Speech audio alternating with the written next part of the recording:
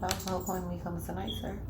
I wake up, teardrops, they fall down like rain. I put on that old song, every dancing. I head back to the track, it's not much change. I've been fucked up too many years ago, hoping I could come up quick along the broken road. I hustled and found a now I'm flashing in the red. They hating on me too, and every sleep last night led me to where I am. Bitches that broke my heart, they became hoes I scammed.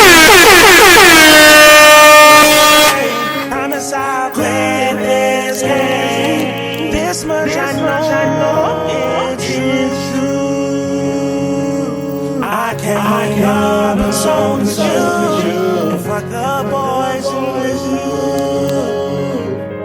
fuck them all. Fuck 12, fuck 12, fuck 12, fuck 12.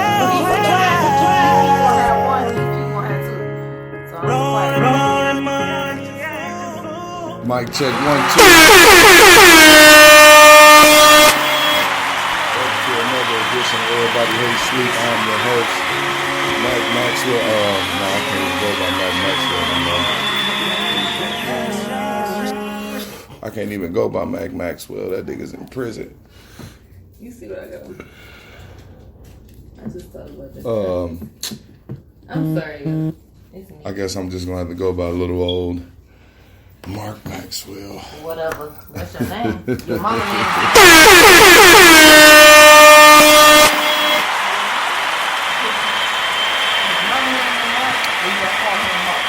We would like to welcome y'all to another edition.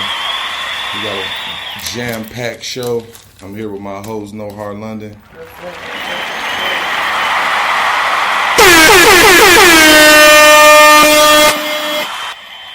And excuse me, I'm so sorry. I gotta stop belching on here. But we got a return guest.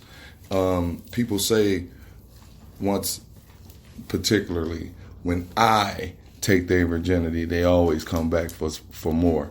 Oh man! Shout out. And last podcast we took Mo Better 08, 05's podcast virginity, and she's back for another episode.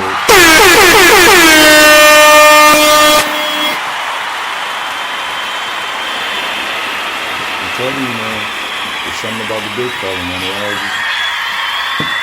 They always leave and come back for whatever reason. They always come back. How you doing? How you doing? That's the little boy. No, but he had a little jean off. Oh, that's why she was happy to lift her eyes with a little stomach. How are you doing, No Heart? Feeling better. You feeling better? Was you sick? No, I'm just saying, better days. Oh. Saturday is a better day. Yeah, this is a Saturday edition of the pod. We normally do it on Fridays, but yeah, but somebody ain't come back until Friday until 2 in the morning. Motherfucker went to sleep. Bro, you was not here when I was asleep. Don't act like you was here. You probably called somebody and they told you I was asleep, so you stayed out longer. Cause when you came in, I was woken. I started to come out like, come on, get this podcast ready. It's 2 in the morning. Come on. But by the time I got up and looked around, this motherfucker was calling all the halls. I don't snore. What? I don't snore. Yeah, okay. Oh, I'm happy you said that. So next week podcast. Next week podcast what? Oh, I'm gonna record you. I got 4 days. I got 5 days to get this shit, and I know I'm gonna get it. To all the Because listeners. if I knew that he was gonna say this shit this morning, I could have got it. Even when I came home earlier, remember I was on the phone with her. I said, "This nigga is asleep like you ain't even know I came home earlier." I was sleeper. I was tired earlier. Listen, I came home about 10. What was it? 10 o'clock. Cause I stayed here about 10:15. I wrote a little, whatever I did. But I was sitting here and I was like, he got his mouth open. He really tired. She just laughed. And I'm like, see, if I knew what I knew now, I could have recorded that shit so I could play it now. Y'all can hear, because I got an iPhone. Y'all hear all the... Anyway, like I said, all that. All of my listeners, our listeners, I don't want to say mine. This is very narcissistic of me, but all of the listeners, I don't snore. I sleep hard, but I don't snore. Anyway, on to the first topic. This topic is really for, I didn't know you were going to be here. Appreciate you being here, but this topic was really for you, No Heart, because you're of the younger hue. So you might know of people with different situations than this may have happened to. But what is the pros and cons of fucking with the air quotes street nigga? Y'all want to do the pros first or the cons? We could do the cons first. All right, yeah. Well, no, let's do the pros so you can know what you're getting into for the cons first. Now, the pros is like, okay, you whining and dining. And not even that. It could just be, oh, can I get $100? Oh, come pick it up. Hey, that's what we doing. Like, that's the pros. That's the pros of the street nigga. Or not even that. It could be, I'm at work. Can you bring me something to eat?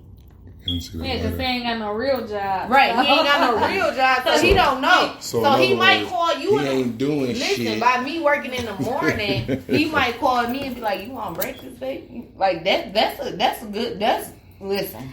I would say because they don't have no like. That's why he schedule. He got two girls, so you could say, "Yo, let me finish my because you know I might have a lot of them." So or it could be as you need a bill paid. Motherfucker call you and say what's going on. I don't feel good. You know, I'm agitated right now. What's wrong? I need. DC just said they gonna cut my shit off by this date. Oh, what you need?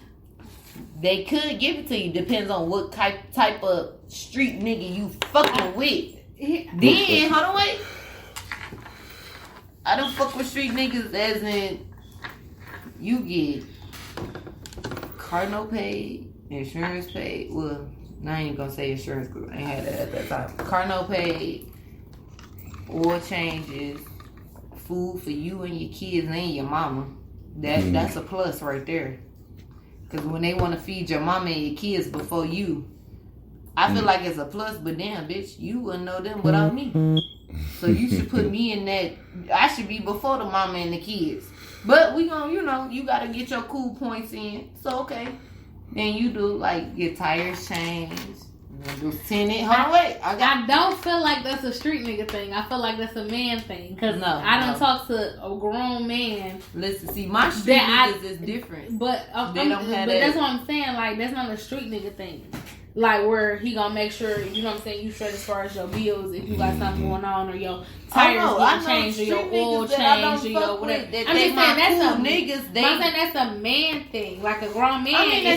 But that's the thing. There's somebody that, you know what I'm saying, he interested in. So what do you consider a street nigga thing? Be with, but like, because I'm trying to. He gonna make sure.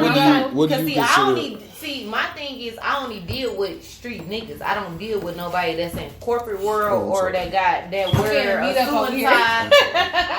I don't talk to niggas that wear button ups and khakis unless they go on the court. So that's what I'm saying. What is your street? Because mine could be different from yours. Right, but the niggas that I talk to, they don't got no 9 to 5. Right, they ain't got none of that. You can't look at the fact that he. Like, oh, let me make sure your oil changed on the car. That's something the street. No, I'm saying when they call you and you had those certain type of vibes. Okay, right, but if you want to fuck with me with a street dude, if you call me and you a street dude and I say, you like, what you doing? I'm like, oh, I'm about to get off work, but I gotta go. Hold on, wait. Available more because he don't have a 9 to 5. See, that's what my whole thing is. I don't. So he can say, I don't talk to nobody that have a 9 to 5. So all I talk to is street dudes. Like, okay, well, and I feel like that's come from my brothers though. I guess you got to put some type of prerequisite in it. Because I only talk to people that I feel like you can't have a job. You can't be a street nigga if you got a job. No, I know a couple of street niggas that got jobs. Yeah, that do both. How? Listen, look at my. Definitely. Nah, but that okay. It could be construction. It could be throwing papers. That could be another. You know, I don't know. Because weed. But no, first of is all, hold on, wait. Let me take that back because I said throwing papers. Hold on, wait. I said throwing papers. Yeah, maybe that's what it is. Listen, I don't know who listened to this. I just want to clarify for what the fuck I just said. I said if you throwing papers. I'm not talking to a motherfucker that's throwing papers at all. So let me clear that out. That's not a street nigga. That's just you trying to get. What if he throwing papers out of a jag though? I'm still not talking to you because I don't know what your priorities is because you got a jag and you throwing street papers out. That's crazy. What if you own a company that's throwing the papers? Who on Detroit News? Because Detroit News come in them yellow papers that they throw. It ain't necessarily Detroit News, but you know they outsource for the people that do that. Mm-hmm. And that's why it's dudes that have like all kind of felonies and type of different stuff. They get them type of jobs.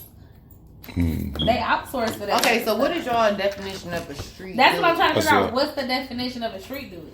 Well, I was thinking, I guess. A drug dealer? Not necessarily just a drug. They're just somebody that dabbles in the street. Mm-hmm. And if you dabbling in the street, more than likely you're selling some type of something. Or scamming some it could be that street, scamming. Okay. Because you got streets you can go down. I guess Peel Street,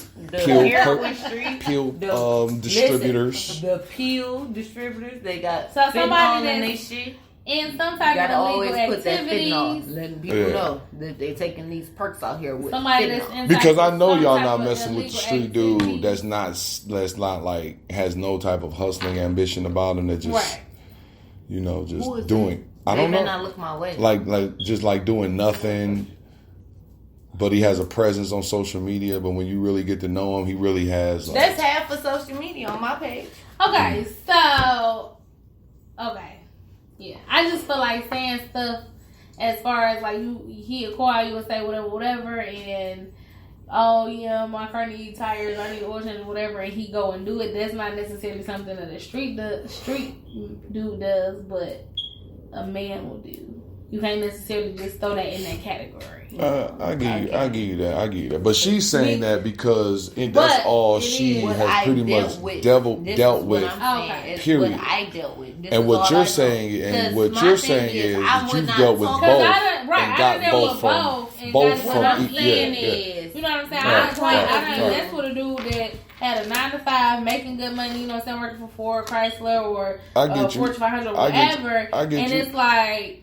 I feel you knocking. They stay on top of that shit too. Like, okay, but I done had people that did that too. But my whole thing is me talking about street niggas. Listen, I just feel like they're more that's all that you know. That's all you know. I know. Yeah. No, I know niggas that do that, and then I feel like they use me as their connection to. Oh, I work at Chrysler, so I could be able to do this. Where can I get the weed from? Or where can I get this from? Because I know you got it because you a hood chick or whatever. But I don't consider myself as a hood chick because I have a whole career. So that's what I'm saying. You can't say just because they have a 9 to 5 because some niggas around I know somebody in my area. I know somebody that has a 9 to he working for been for years, and he still dibbling dabbling his street. Right, but I'm just saying those people that I know that's in the corporate world once they figure out I don't consider selling weed a street activity because weed is so. I'm saying weed is almost legal. I ain't saying weed. No, I know that, but I'm not gonna say that. No. You already know, like some people that know, like if it's a real hood male lady, they gonna try to. Pursue whatever they can, and I know them bitches like bullets. I feel like a pro to me of having a street dude. One, you have to he be don't ready have no for schedule, so no he schedule. Can make it. If so you y'all according agree, to him, y'all agree on he the can schedule. make himself available for you at any time. But then that could be a con true. too. Because he ain't got nothing to do, and then if y'all in a... That's what I'm saying. That could be a but con he because do if you single... If he really about his money, he gonna have stuff to do.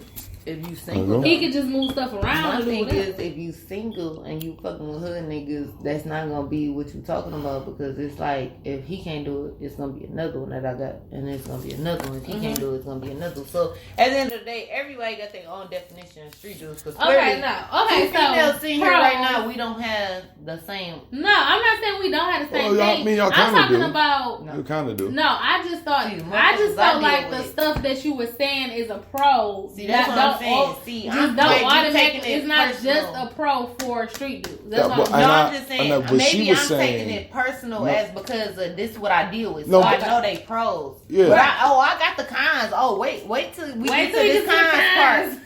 Oh, because I know what that come with. But you gotta know how to deal with certain people. You saying like certain people. Street dudes are more generous to me. Right. Okay. That's a pro. They are more generous. Yeah, they're more generous. In their mind, it's like generosity. I got it as long as I got pretty bitches around. You know what I'm saying? If they lose it today, I'll make that up tomorrow. Or not even like, that. I don't want to spend it like not saying me or her is ugly, because we both pretty bitches out here. We ain't gonna say bad bitches. We both pretty. Yeah, I hate bad bitches. But my thing is, if we both out here, right, and we see a nigga, it's not gonna be like, you know, they gonna be looking at us like we the prize. Because they like, oh, we about to spend this tonight. We about to do this tonight. We about to do everything. They not gonna tell us what they gotta do tomorrow. But if bitches got common sense, and when you talking to a street nigga, you will know, oh, this shit he spending right now, he gonna be talking about it tomorrow, but he ain't gonna be talking about it to me, because that's the type of street bitch I am. I don't give a fuck what you pull out. You pull out your whole set. You can smoke it with me and you to all of the 4 of us tonight. Tomorrow morning, don't call me and say shit because you knew what the fuck you was doing, because you knew what type of bitch you was fucking with. So you decided to do. Is that a con right now? Yeah. Okay. That's a con, because you decided to fuck with me on that level to keep smoking out your bag that you knew you was supposed to be selling out of, or drinking. And you paying for it out the money. Okay, hold on, wait. You getting the money out your. I'm about to show you where I agree. You getting your money out the re-up money to buy the liquor. So this is what I'm saying. Don't come to me at the end of the night when it's time for us to separate, and I'm going my way, your way, and you come asking me, do you got $60 for me because I didn't spend? No, bitch, no. I don't. Nah, that's a con. Nah, that's a con of hood niggas that I don't. That's the niggas that I don't. I done talked to a street dude. He was, dishing out cash, man, for me and my friends. Like, I was on vacation from work, so I was ready to hang every day. He was spending money. You know what I'm saying? Taking us out to eat. We going to the club, going to the after hours, buying bottles, all kind of stuff. Having a ball. You know what I'm saying? He acting like he that type of dude that got that type of money. So I ain't saying nothing. I'm just enjoying myself, okay? Week later, it's like, oh, yeah, I can't do nothing this week because, I had ended up spending some money that I wasn't supposed to spend for my real, blah, blah, blah. And I was, wasn't paying attention. This, and that. And I'm like, oh, okay. So, all right, we can't hang this week. Couple days later, it's like, oh, you got like 50 because, I got to put some money in my tank and I got to do that. No, I do not. I don't have nothing for you, sir. Because we're not even on that level for you to even ask me for anything. We don't fuck with each other like that. You let it be known from jump. You know what I'm saying? We both was on the same page. Like, we just having some fun, doing whatever. Hanging out. Having fun. And now you want somebody to throw you some cash back because you spent whatever. I ain't asked you to spend nothing. So street niggas get in the bag too much, and then when it's time to actually pay some bills, they coming back to the chicks that they spent the bag on for part of the re-up. That's funny. And that's shout the out crazy to the street part. niggas, man. Shout out to the street niggas, man. And it would be crazy if they got a little main chick chilling somewhere. They always got their main chilling, and then be acting like you. Because they done messed up and they don't want her to find out. And because you the little whatever that they said, nah, don't talk to me. don't talk to me because I can't spend nothing on you. Guys, I got my man at home that I can't spend no. I'm gonna get in trouble too. We both gonna be in trouble. Text mama and tell her we doing the podcast. That was. Yeah, that's silly as hell right there. So a con to me is like, you know, pros when they up, they spending, they doing whatever, but the con be when they down and they want you to do. So is there such thing as a single street nigga? You think they always got that somebody? Is there a such thing as a single street if he's ugly and bummy and trying to come up? He's single if he's starting out. Yeah.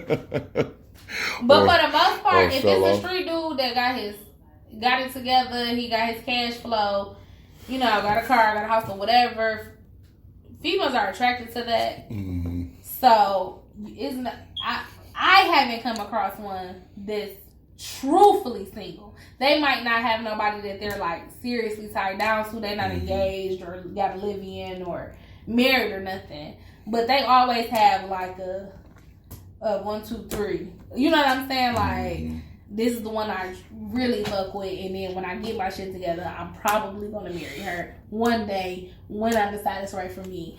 If she's still gonna put up with my shit. They got that one, and then they got she the next most reliable, and then they got her pussy good. But I ain't really, you know, her she shit, can fuck right. Yeah, her shit ain't really together, but she got some good but box. she got some, you know what I'm saying? Mm-hmm. And then they got a couple other little scatters. It's a lot, man. I'm too old for that. And then that's the con too. That shit sounds so exhausting. That's the pro, but that's the pro and the con because I don't know where it's at. That's the pro and the con. Like as far as them having a lot of females, it's the pro because if you're not trying to be serious about that guy, you know what I'm saying, you just trying to have some fun every once in a while. He the perfect person to call because he's not never gonna be serious about you. That's like a good thing, you know. But it's a con because he might actually try to be serious about you. And also, if you do actually start to like this man, shut up. It might not. You know what I'm saying? You be trying to. It be girls that really be falling for these dudes, and then get their heart broke because he wasn't never choosing you.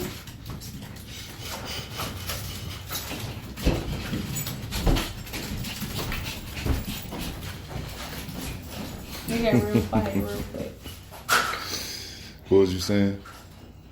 You're just trying to get rid of these noise makers. Yeah. No, I was just saying that him having like a lot of females could be a pro or a con depending on the female that you are and what you're looking for. That's all. Oh, okay. So you don't think they're truly single unless they're starting out. Access, generosity. No man that's single, like as far as not having a ring on his finger, is like truthfully single. Unless he like, you know, I'm single as hell. No, but you don't have nobody that you can like call up to do what? What am I calling her for? She got a place somewhere. Just because we have sex don't mean we go together. She your Monday or your Friday. Just because we have sex does not mean we're in a relationship. I'm not saying y'all in a relationship. I'm just saying like they always got like, but females got that too. So I don't know. Exactly. I don't know. You know what I'm saying? So I don't know. I just feel like okay, then he, you know, they can be single, but there's no way to expect no dude. That's just me and period. It's no way to expect no street dude for real, to just be like, oh no, I ain't got nobody I'm talking to. I ain't got nobody that I fuck with. I ain't had sex in a month. Like, that's not about to happen. Well, I have this thing when I talk to women. I ask them, are they single, or are they just Facebook single? Mm-hmm. And they be like, what is single? Single is like... Single is when you can put like the person's whole name in your phone. Mm-hmm. You know what I'm saying? Mm-hmm. Facebook single is when you talk a lot of shit. You like a lot of pictures. You know, you interact with a lot of women. But at home, in real life, you actually have somebody that you wake up with. And Okay, so I'm in a little intermission, y'all. let me tell you why that's a bad thing.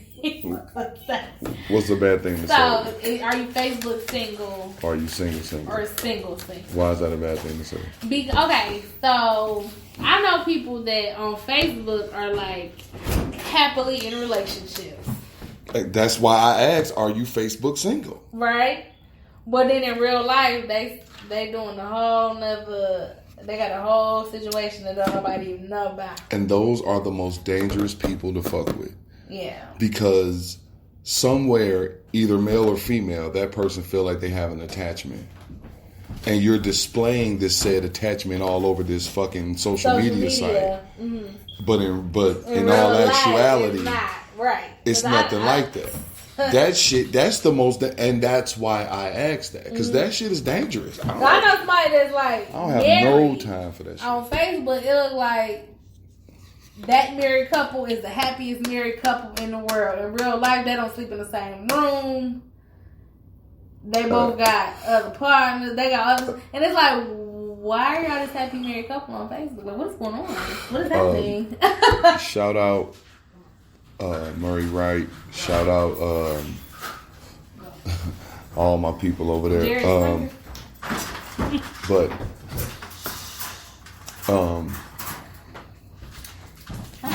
these two, it was two women. Then the same thing happened to them. But the one that was most recent. So she was posting how her and this dude, I'm not going to say y'all names, I ain't going to do y'all like that. But I'm definitely going to talk about this situation. So,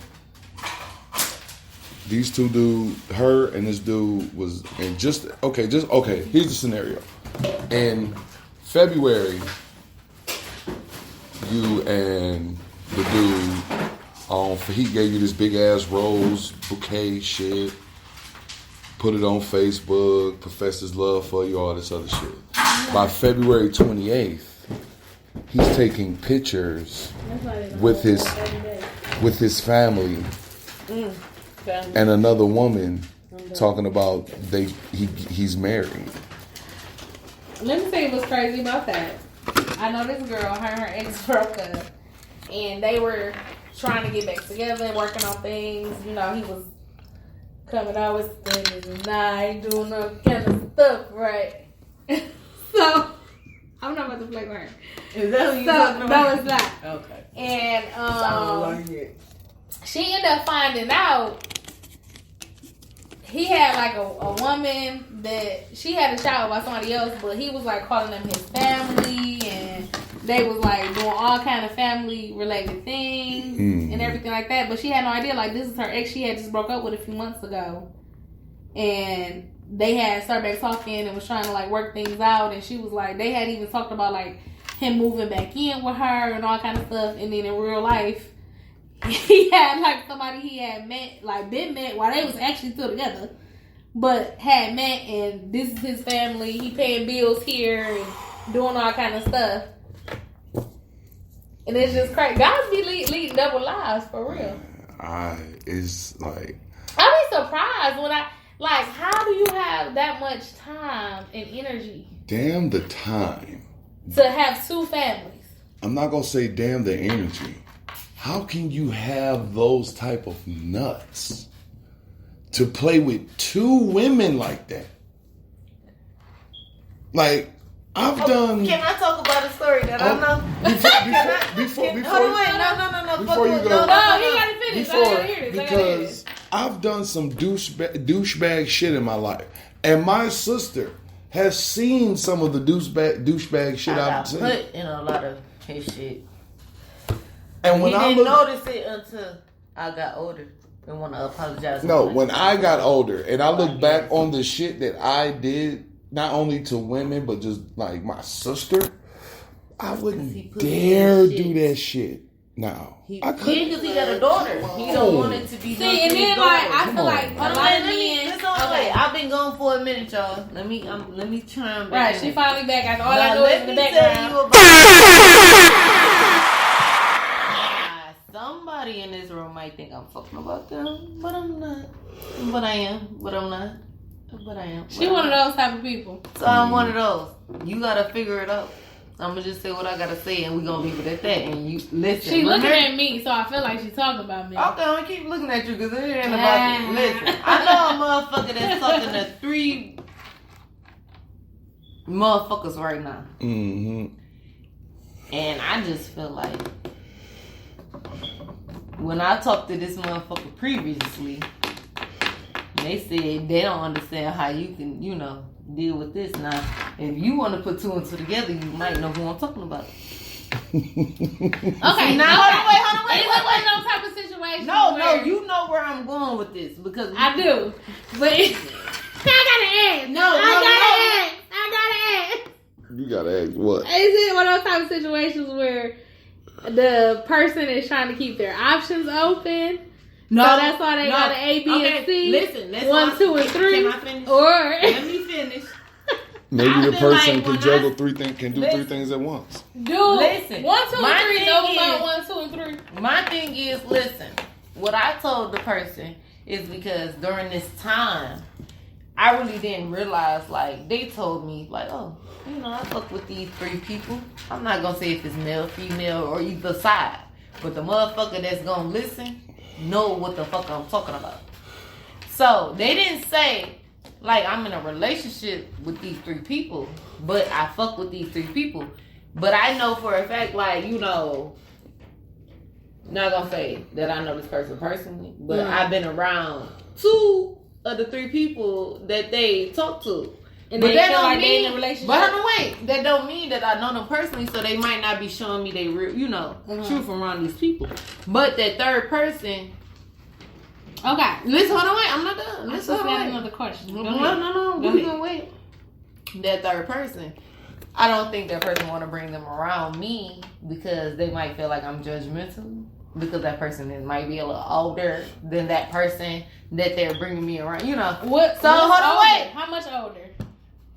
I need to know. Damn near. I want to say, you know how old my mom is. I want to say either around that age or older. Because that's what they look like. But I don't know for a fact. You know what I'm saying? Mm-hmm. So, I just go with the flow with certain things. But when this person get to saying certain shit, I be wanting to pop, pop. Like, you know how you tell a little kid, don't do that. I be wanting to say certain things. But it's like, I can't because you telling me that you're not in no relationship. That's fine. Okay. Hold on, wait. Let me finish telling you. I know my story long, but let me finish telling you. I know nobody ask no questions or nothing. No, at the end, I do want you to ask. Listen, I've been gone for a minute. I had to take my dogs out. I'm sorry. Those are the noise makers that somebody said something about. Because I heard it. I don't know who said it, but I heard it. But anyway. It was a man or a female voice. If they listening. We what? So, back to what we was talking about. Okay. That situation, I don't know how old that person is, but the other 2, I know them, So it was some, shit going around. The internet came back to my attention like, who is this? Oh. With they boo. See, I ain't saying nobody's names now. So, but hold on, wait.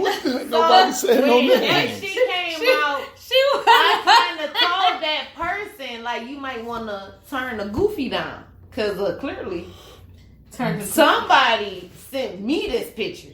And I'm trying to tell you. And if you trying to have 3 bitches out here, if that picture got back to me. Not ain't bitches, okay. I mean, everybody bitches. Bitch, you a bitch if, it don't mean no harm. No, I'm not saying it like that. I'm saying because originally we didn't know who you were talking about. I would like to say,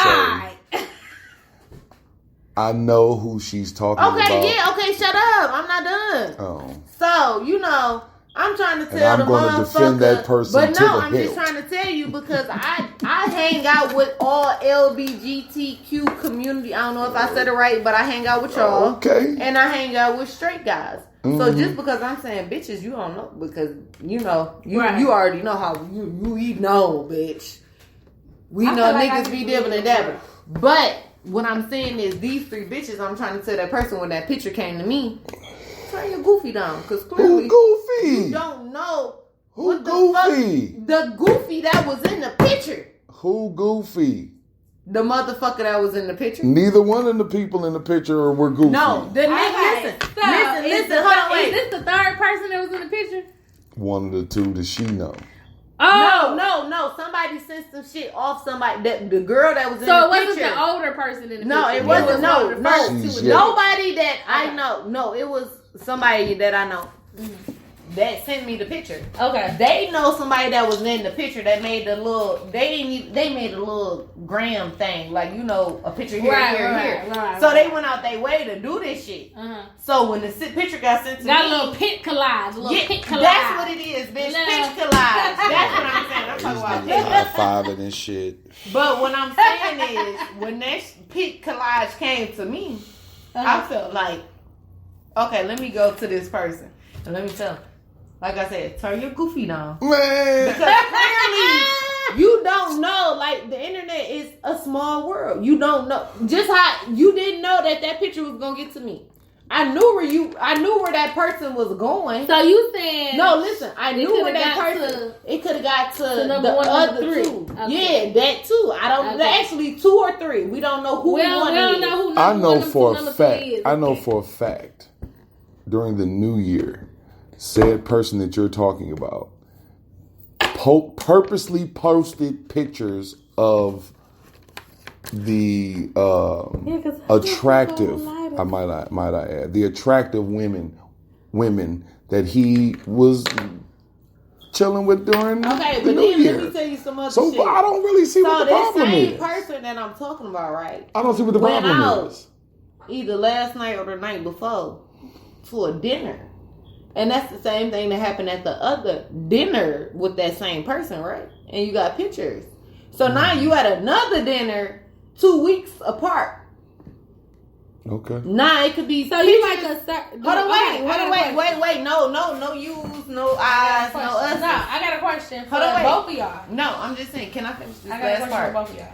My thing is, what makes you think just because no picture surfaced to me again that they might not go to somebody else, like maybe you, or they might hit highways I'm not and worried shit. about none of that. You see how she just turned this topic into something else?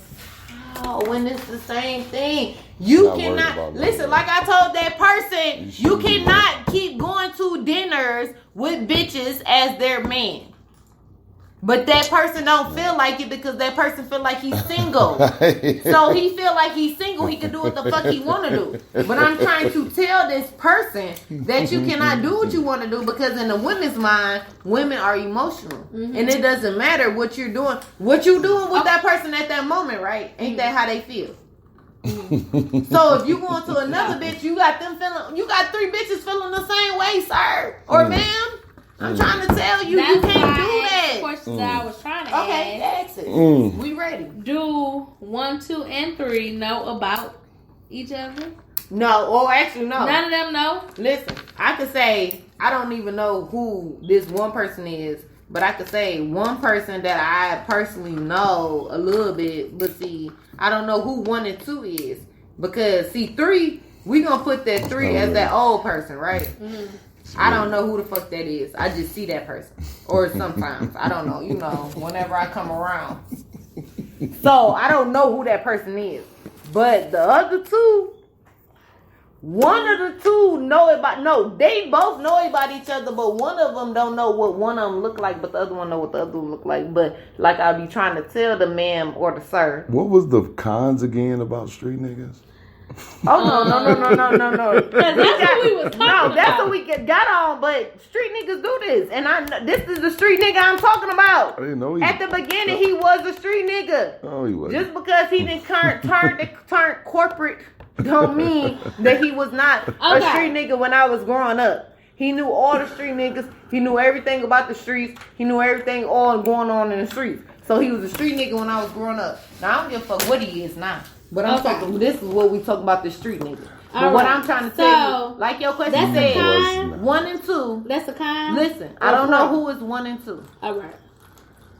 But you know 3 for sure. No, 3. No.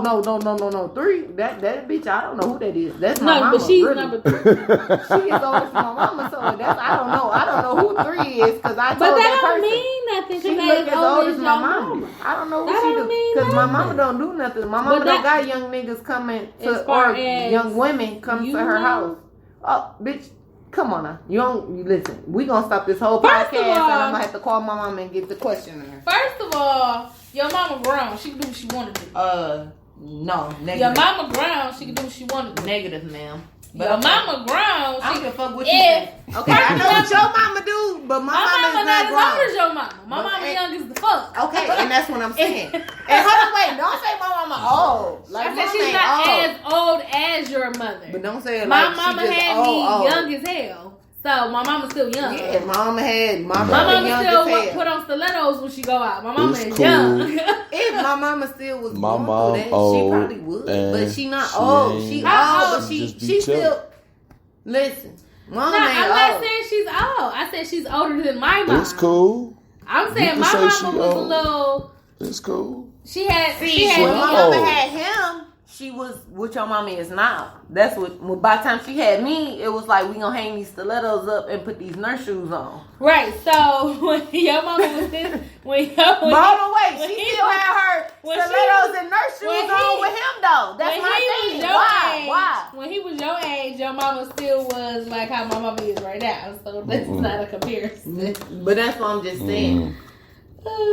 I'm just saying. My point she hung up all that. Like mama don't and she can do what she wants. Because one of her sons says just because you feel like she's not doing nothing right, she's still grown. So if she decides tomorrow I'm about to get up and go get me a boyfriend, she can do what she wants to do.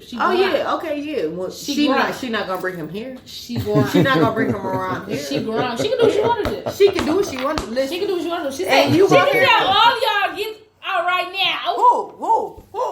Baby, not Listen, you. Exactly. I was gonna say, do you want to go there? We can't go there right now. We on here.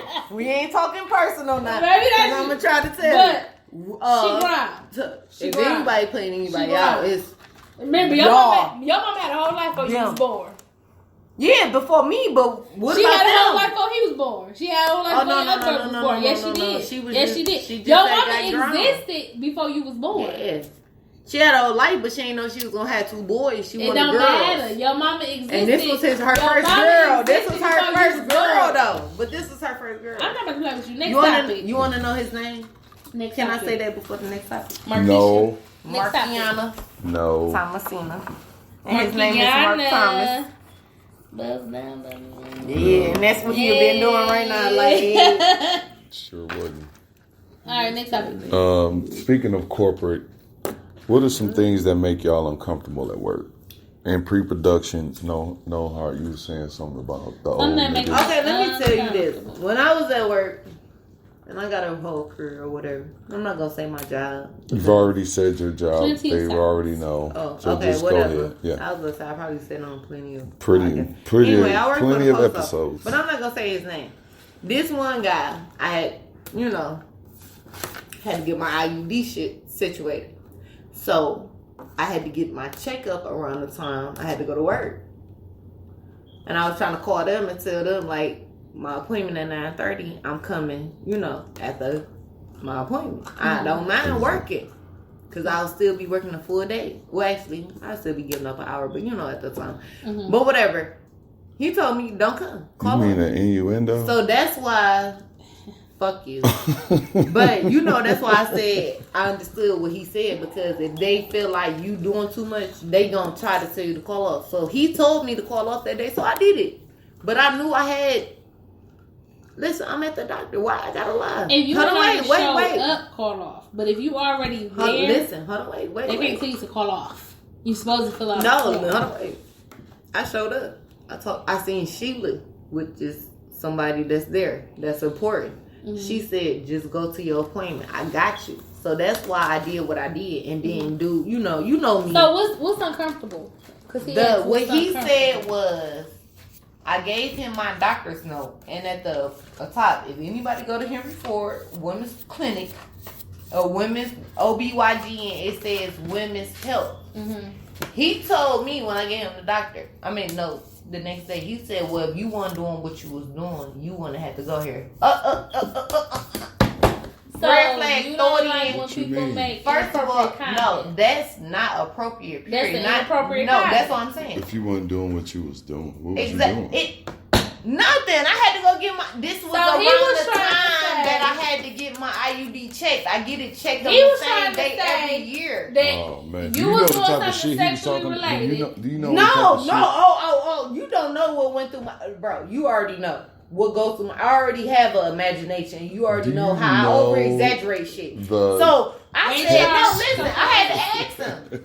I had to ask him. HR, But no, the union ended up grabbing me away because she Grieving. was walking in as he was Filing saying grieving. it. So she looked at my face, and I wanted to say, "What you mean?" Like at this time, I was with my baby daddy, so that's the only person I've been with. Like, what you trying to say? Like, if I wanted to have another baby right now, that's what I was trying to go check on. If that's what your problem is, like, but I'm just still going in on him. But hold on, wait, the other guy. I ain't even gonna say his name, but you know who I'm talking about. The same person that had put the wet willy in your ear. This motherfucker, I give him damn near. But that's what I had to say. But anyway, I'm getting a package from you. You shouldn't even remember what I look like or whatever the case it was. I met him when I first started in 2016. I didn't see him again until 2000. No, I started 2014. I didn't see him till 2016. This motherfucker talking about something. What you want? Cause you was way bigger than that. But like, what you want? Because you didn't. I took that as a offense, as in they were making inappropriate comments. Yeah, cause that second one was definitely inappropriate. Cause bitch, you trying to say I'm on crack like I'm Pookie or something? Like bitch, you got me fucked up. And we in this area where these motherfuckers is on this shit, and you got me fucked up. Like period. No, none of that. Like no. So inappropriate comments where they insinuating that you are And doing or being something that you are not. Exactly. And also when motherfuckers rub against you because they don't want to say excuse me, so they feel like, oh, that's sexual harassment. No, fuck all that. That's Don't sexual touch me, period. That's sexual harassment. Don't touch me. Because at the end of the day, if I bump you, you want to go run to the union. You want to go run to... If it's that serious, you got to go butt to butt. You can't. That's mine. So what's yours? That's well, mine's is there's a was deep for me. There's a young man. Oh my God, we're not about to talk about this. Because you already know my views on this, and we're not about to argue tonight. Ain't no argument. I'm telling you what makes me uncomfortable. We gotta go get us another bottle. I was uncomfortable because you know.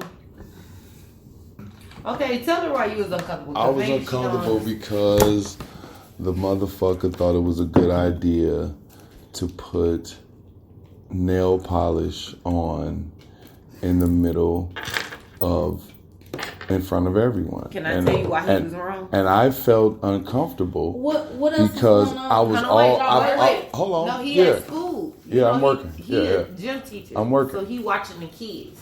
But what else? Is it free time? Or it's lunchtime. It's lunch. Okay, that's free time. Right, basically. Exactly. Yeah. But hold on, wait. Like I told him, I said if it was a little girl sitting there polishing her nails and everybody else's nails, what would you say? I would tell her to... No, that's not... No, say what the fuck you said. I was upset at the time. Okay. But now that cooler minds prevail, I would tell the young lady that that's against code and go put that shit up. But my thing is, if you say it to a young... Like, hold on, wait. Now, you know us girls, we know the codes. We waiting for them to bring up some shit so we could pull that shit out like it's this type of shit. Like, hold on, wait. This say no this, no this, no this. It does not say we cannot use nail polish in school.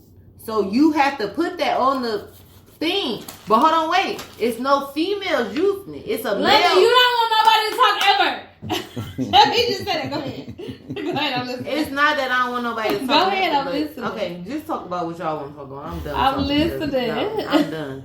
Cause y'all ain't nobody saying nothing. Because you don't know what I'm you. trying You to say, what he on, said, so it don't matter. Don't just talk about I'm it. listening Just talk to about you. what You you said little girls be waiting to Don't point worry out the about codes. No, I said more than that, but what don't she matter. was saying, That's what I'm her saying. point I said, was, more than that. her point was that she can be a stickler about the code of conduct because the code of conduct doesn't necessarily say that a young man can't put nail polish on in fucking the lunchroom. And if a little girl was doing it. But my thing is, if he in the corner by himself, not bothering nobody. Or sitting next, he was in the middle of 5 to 3 other students. Okay, but if he not bothering nobody, what is the problem? So what made me uncomfortable is that I was already deemed a bully because I've been trying to make him stay with the code of conduct because that's all I can fucking But lean the code on. of conduct does not say nobody, no boys or girls could use nail polish. By her saying that, and I remember her saying that, And I could be I that made parent. sure that I talked to the proper channels so we can try to adhere this. You have to be technical And- in schools. You know what I'm saying? So we can try to adhere this. No, she was trying to. You want to flag in? She You wanna want to talk. chime in? okay. Let me do it because he ain't know. Okay. So, is there something in the code of conduct that has some type of rule, stipulation, anything against using harsh chemicals? No.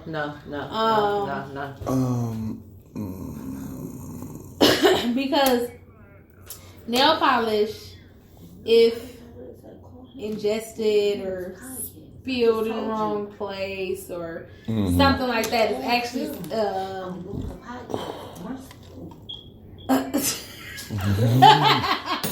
it's actually Who's? actually like could be potentially dangerous. So if there's something in the Safety hazard. you know what I'm saying? Yeah. If it's something in there about that, then No. you were well within your rights to ask him to put it away. But I'm just saying. That's the whole thing. when you I never get asked him anything. Parents like me that's technical. That's what I'm saying. You don't want a lawsuit towards your school. But that's what I'm That's saying. why That's why I kept telling him. That's why I went to the About proper using channels. toxic Right, because when materials. he first told me about it, he had a whole attitude. Because towards that's me. like if you got a student that walk in with a bottle of bleach and gets to spraying shit because they thinking they disinfecting, but it can get in somebody else's eyes or clothes or something. It's kind of like the same thing, even though, you know what I'm saying? Because they can put it up under that category. So that's why I asked, is something in there I about don't know that. how many kids come to school with a bottle of bleach. They don't, but I'm just saying. asking, is We there talking something in there realistic about shit. that? We talking about this nail polish shit. That ain't. But But then that's why why? I asked, is there something in there about that? Like, no, it's not chemicals. It's not because I or- read it because I was about to say my Not kid. hint, Listen, not because that could fall under a different category. That's why I just asked. would you like for me to go on their school website and send Yes. you the student? You Do want it now. No, What I'm grade like, is your child in? I have a preschooler. Shit, and they a can go first there grader. too. They can go there too. Yeah. That's what I'm saying. They can go to the same school. But my thing is, I don't have a problem with the school because I like everything about the school. Because a fight or argument, listen, an argument could get kids suspended. So it's not even going to lead up to a fight. So if it led up to a fight, that was some shit out of school that they didn't know about during school via social media. But what he's saying is, he say certain shit to this little boy, the little boy don't like it, and I keep trying to tell him, because you're looking at this little boy like he's your son. Because like most teachers, and most people that's teachers, No, I'm looking at him like a student. or no, you're not. No, Yes, the I fuck am. you're not. Yes, I am. Listen, I look at him like a most student. teachers, like, you had some teachers that you can go talk to, right? And they'll be like, you'll look at them not as a mother figure, but you'll be like, well, see, I had teachers. I'm going to talk on my behalf. And I don't done had necessarily teachers, have I that. done had I don't counselors. necessarily have that. people Not that was saying that I older than would. me That not that I saying can that talk avenue to. wouldn't be open for them, because I know that they need to get things off of their chest, and there may be things that they Right, can't that's say what you might to need their to take. parents. Listen, take him But- and his nail nail polish into your little room and just talk to him. Ask him, like, what's going on? Like, why is you doing this? Do you need attention at home? Is it something? Because clearly you need attention at school. Don't say you need attention at home, because if you go home and say that, it's no. Because see, once we get off of this, he gonna tell you about this whole student. It's a whole bunch of shit. Saying, but I'm just saying, not even saying attention at home. Do you need attention? Period. Not necessarily do you need attention. It's just something. Because I know some teachers that was big brothers and big you sisters want to that say, they would take in kids or you want to express exactly, and not but feel. Don't show your anger during the hours of the school hours, because they doing certain stuff that's not up to your criteria, and you feel like, and that's really my whole they thing. Shouldn't be doing it. That's really my they whole should thing. do that. I don't want him to get in trouble. I don't want him to get in trouble. If it was some girls sitting there, and it was 4 or 5 girls, and there was one girl sitting there polishing their nails, and 3 or 4 girls came, can you do mine? Would you would have said something? He said no. I would have. But no, you would have said something. Okay. But he said he wouldn't have said nothing. I was upset at the time. I just came fresh in off. But that you said that made you uncomfortable. Why did it make you uncomfortable? It made me uncomfortable because I felt like I wasn't able to do my job. Because as a parent. No, not as a parent. No. See, if you a teacher and you not trying to teach your kids as a parent. No, listen, it's not as a parent. It's not as a parent. Up until I got into high school, all my teachers was like not motherly figures, but it was somebody I can go talk to. I can go talk to them at a certain time. No, I was not trying to. Those was the kids. I mean, those was felt the teachers like I that wasn't I had. able to do my job. No, not telling him what you told me. You told teacher. Him. I didn't feel like I was able to do my job because I know it would have been a big thing and it would have drawn more attention towards him, and I didn't want to do that. So instead of drawing attention towards him, I went to different avenues. So, and then she did. What did you do? She did. I talked to the social worker and I talked to my dean, and she brought up a good point that maybe I could take the initiative and have a one-on-one with him. That's that, and I like that. That's all I said. And I'm like, not saying or bring up what happened or no, what I you don't seen. care. I don't care nothing Just about what have a happened. one-on-one with him, because you don't know what he going through. He got a social worker. He got all this type of shit going on. I mean, they all got a social worker. The social worker's in the school, so but I'm just it's the saying, social worker for every student that's in the school. Imagine if you was in high school and you had to be a gym teacher and you dealing with thousands of kids. You only dealing with hundreds. Mm-hmm. You not dealing with at least 1,000 of these motherfucking 9th, 10th, 11th, 12th graders. And then the motherfuckers that was supposed to have been out of 12th grade, you still got them in 12th grade too. Mm-hmm. And they more perverted than the motherfuckers that's in 12th grade that's predator on the 9th graders, because they was supposed to have been graduated. So that's what I'm saying. Like, you have to talk to them because you don't know what they going through. You don't know. You don't know what nobody going through until you talk to them. This is a really different time. It could not be nothing that he going through. He could literally just like me. And that's what I'm saying. So that's what I'm saying. He have to. That's sisters, and he the only boy. And that's what I'm saying. That's why he have to talk to him, because if he in your class doing it, he thought it was cute or sweet or whatever. Right, but if he in your class, you don't want him. Like, say if this was your son, you don't want him to mistreat your son. And then if his parents are okay with it, that's not something that you can. That's what I'm saying. You can't control that. So all you got to do is just sit down and talk. Just pull him to the side. And that's like, the next say, step. When he, like, say she put down there, Miss Ron, can you put that up? And come follow me to my office. Don't touch my hand though. Bitch. Damn. God! She said don't touch her hands. I'm saying, if I was a student in school, that's how I would have been like, don't touch me. See, I was one of the. Okay, I forgot. I thought we was role playing. I forgot my bad. I'm just saying. I'd have been like, Miss Ron, can you close your nail polish and can you follow me to my office? I need to talk to you. Now that's up to you to come to my office. No. I'm saying no. Listen, this elementary, middle. If for elementary school, it's elementary, middle school. Elementary, middle. So maybe we gonna okay, he was in middle school age child. Okay. So at middle school age, hey, but you might be cool you with cannot me. have that nail polish out. But no, you might not be just cool because I'm uncomfortable with you polish your nails and your boy. Not just because of, you know what I'm saying. You got something open that if it spills, who the fuck about to clean it up? Like, just close that up. It ain't milk think or about juice, it as you're and you can mop child. it. That's what I'm saying. No, but I'm You just gotta saying, think about it as all hey, three parties. You Because can't remember, have that out. You can't have that out in school. It's the child side, the parent side, and the truth, and the. How many sides is it now? You just said 3 now, goddamn. You I about just to thought hit about 4. it. It's 4 sides, so it's really 2 sides to a story. But I'm just saying, you don't know what this parent got to do with this kid. You so don't. But in if that that's what setting, they accept, in that setting, right? Just put it up and come to my office. But what you need to talk to him about? If he want a nail polish, you wear nail polish. That's his business. No, that's his business, but it's not. You can't have it out in school, right? So come to my office. I don't want you to feel no certain type of way because this kid clearly every time somebody say something to him.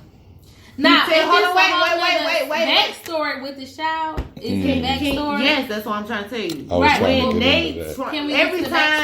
Every time every time he say something or somebody say something to the child, he tell his social worker and make it seem like the teachers is doing something to him, but it's not them. So now, say he say something to the child then went and told his social worker whatever. So now the social worker come to him saying, you didn't say X, Y, and Z to this child. And now he got to explain himself to the social worker. But while he explaining himself, because now the social worker is trying to understand because they know the child. So they's like, okay, where can we come to a common agreement? That's why I was proactive in this situation. I went straight to this. I went straight to the dean. I went to the dean. Yeah, you did. And then I went to the social worker. And then I'm waiting for them to get back to me. With a child. What you mean? No, keep on. Why can't you do that with a child? No, I'm talking about some this. What you can't do that with kids nowadays. Oh. He's talking about taking pictures. Yeah, you can't take pictures of kids nowadays. See, I didn't know what was going on.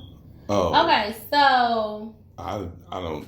Allegedly. Why is my cousin calling me? I'm not going to work.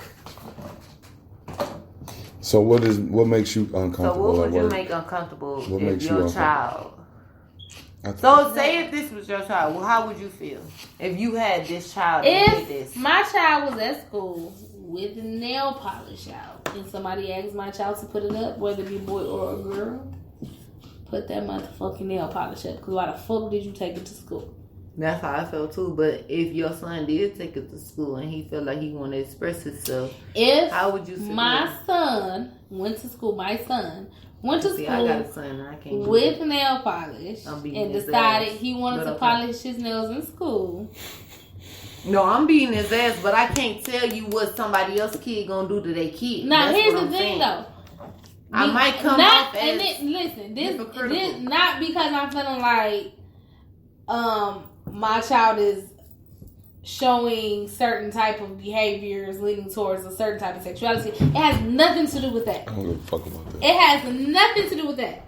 You know goddamn well you weren't supposed to have that motherfucking nail polish in that motherfucking school. That's the bottom line. Why would you take it like... That's the bottom line. Period. It has nothing to do with nothing else. It has nothing to do with that male or female. It's right and wrong. You wasn't supposed to have that out in school because had it had spilt on something and they think I gotta pay for it, I'm gonna kill you. CPS gonna have to get called. Why would you have it out at school? That's not something. I didn't tell you to take it to school. You didn't ask me for permission to take it to school because I would have told you no. The nail polish that. Taking certain, like when kids taking certain stuff to school or out of the house or whatever that you know what I'm saying? Like you knew you weren't supposed to do that. So to me personally, I just feel like in this situation, he wasn't supposed to have it out. You are not supposed to be sitting in the lunchroom polishing. I'm a girl. I knew I wasn't supposed to have no nail polish in the lunchroom polishing my nails. First of all, it's food around. Kids are eating. You're not supposed to have that out. Anything can happen. Period. So What makes you What makes me uncomfortable? Yes. Everything. No. I done had so many situations where I done felt uncomfortable from having people make inappropriate comments, where it has to do with like somebody making something like a sexual comment or gesture towards me. I done had touch me. Shut your ass up. I'm one of the type of people where I just don't touch me. We not cool. We at work. We not friends. Don't touch me. Hi, how you doing? Don't touch me. I didn't like Shut up. What she was talking about earlier, when she tried to say somebody gave me a wet willy, that's not what happened. I had a situation where I was, I work for the post office. So at the time, I had just got hired. I was a CCA, city carrier assistant. Shh. Be quiet. And the girl at the office that I started at would like call me in the morning sometimes or whatever. So, I have my earpiece in and I hear what she got to say or whatever. So her supervisor, her office would call my supervisor and say that me and her were on the phone with each other. So I'm like, stop calling me in the morning because I'm tired of them coming up here asking me if I'm on the phone. Like, I don't even be on the phone. You just be calling me. So, and then it'd be like a literal 2-3 minute conversation where she's asking me a question and then we get on the phone. So this one particular morning, I'm at my case. Now we at the time were allowed to listen to music if we had a headphone in one ear, not both, so that we can hear out the other ear. We can have our own personal music playing as long as we can hear what's going on around us and everything like that, and we're not interrupting other carriers. So got my headphone in, I'm listening to my little music on low, I'm casing my mail up, and I guess she was on the phone at her station with whoever she was talking to. They automatically assume it's me because she done got caught on the phone with me one time before. And so they called to tell my supervisor she on the phone with me. So he comes and he's like, you on the phone? I took the one earpiece that I had in my ear out of my ear. I said, no, I'm listening to music. Showed him my phone that it was music playing. He reached around my head, stuck his hand on my other ear, trying to see if I had an earpiece on the other side. I lost it. Don't touch me. Period. Don't touch my shoulder, my arm. If I don't offer my hand to you to shake it, don't touch me. I don't care what way you want about it. It's not consensual. I didn't ask you to touch me. Don't put your hands on me. What you mean by you lost it? I went off on him. And then I'm the type of person, I'm a crybaby. Not gonna lie to you. I will fight somebody and beat their ass crying. I'm a crybaby. I'm tears is rolling. I'm cussing him out. I'm going off on whoever the fuck else got something to say, trying to tell me calm down. You shut the fuck up. You don't know what just happened. You know what I'm saying? And it's why the fuck would you put your hands on me at all? Don't come that close to me. Don't get in my space. We not cool. You my supervisor. We have a professional relationship. I don't like when people get in my space. Do not touch me. If I don't hey, how you doing, and offer you my hand to shake, don't touch no part of my body. Period. Because I want this to say strictly professional. I don't. London and London probably don't, I don't make many friends at work where I hang with them outside of work. If you go to my office right now, it's very few people in there, and we got 70, 80, 90, however many carriers in there. I don't talk to them outside of what else you want? Oh, it gotta be male related. I'm not, and it's not that I'm not a friendly, but I'm a super friendly person. I love people. You know what I'm saying? I can talk to you all day. You can come talk to me about anything. But if I don't give you the go ahead on, because it's just, at a young age, I was touched inappropriately by a family member. So I'm really big on that. I don't give you my consent. Do not put your hands on me and don't come too far into my bubble. If I tell you to back out of the space that I'm in, you have to do that because it does something to me. I didn't say this was okay. So that's a big no-no, especially I just stay over there. Well, speaking of stay over there, Did you hear about the latest accusations dealing with R. Kelly? I knew you was gonna ask about that. Yes.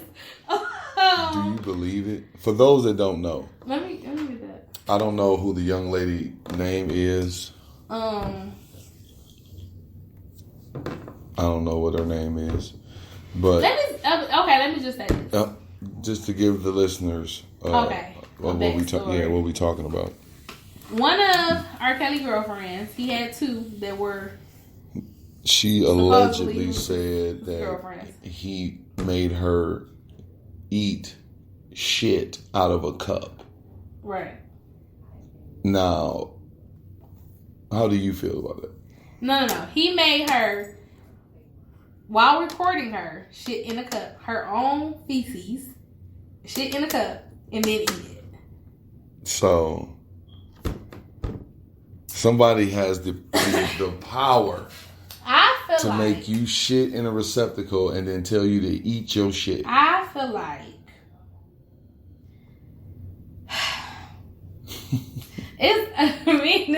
because people like really be like mad at me about the stuff I say about the R. Kelly situation. I feel like him being the person that he is and having that's your leg. I'm thinking this for dogs out. Him being the person that he is and have the power and influence that he has, just off of who he is. He R. Kelly, he this superstar, he famous, and he got money and blah blah blah.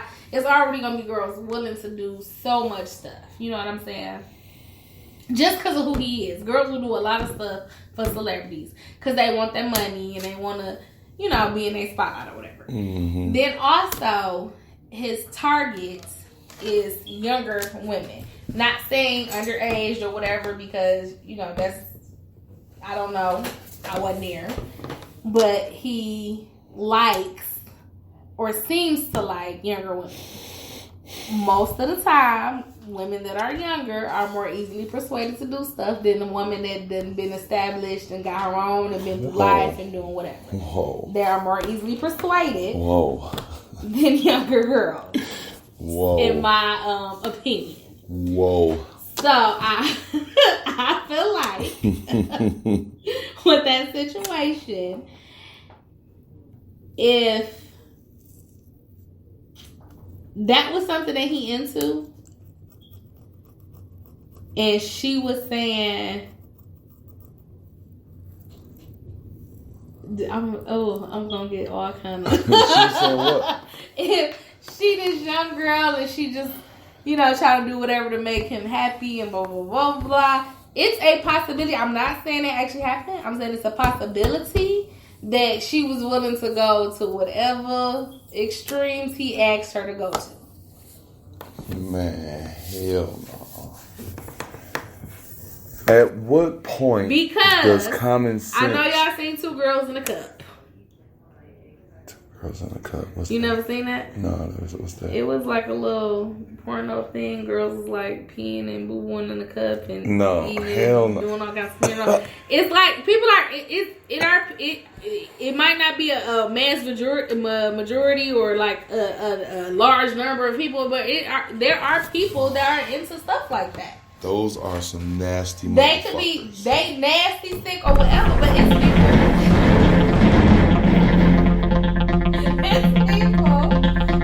people that are into stuff like that. It really is. So you can't put nothing past anybody. You really can't. If you eat your own shit, you deserve whatever happens to you. Listen, if she agreed to it and did it, it's your fault as much as it is his that it happened. And why does she want us to feel sorry that I don't get that. Why do you want us to feel sorry for a decision that you made? I feel like she's so embarrassed and ashamed of the stuff that she did that she trying to put the blame on him as much as it is her own fault too. Because at what point did you realize or feel like this is too much and that you had to go? You waited until he got outed and all these girls. Like, at some point, you had to realize And it felt like you were, because were you literally chained up and locked in the basement and couldn't move for years at a time? You was out here spending money and in the spotlight, and you had his back at first. So like at some point, you had to be like, listen, let me tell you, when when I go to the doctor, now, me being a 27-year-old woman, one of the questions they ask me every single fucking time that I go to my doctor's office, I don't care if I go in there and be like, my ear hurt and I might got an ear infection or whatever. It's like, do you feel safe at home? All right, when I had both of my children and I go into the bathroom to take my first little shower, because you know they go in there and help me. It's like, they ask you in private in the bathroom away from your baby daddy, do you feel safe at home? That's one of the questions that they ask you. You know what I'm saying? So at no point in time did you ever run for your life, man. If somebody is forcing you to do something like that, because maybe you did have to do it that second because you did feel threatened for your life, but at no point in time did you ever get the opportunity to run or get away or report this to nobody. That's like, you know how women be getting beat on for years and years and years and years and years, and then they finally want to get a restraining order against their husband and stuff like that, and it's like, why you ain't been saying nothing? Do something. Get away. Run. Change your name. Go to the police. Like, do something. She had a whole family that she ran away from.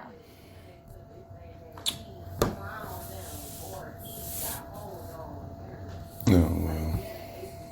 So I'm not saying it didn't happen, because like I said, people are into some nasty. People's having sex with animals. Yeah. People are into some Bestiality nasty stuff. People are into some really nasty things.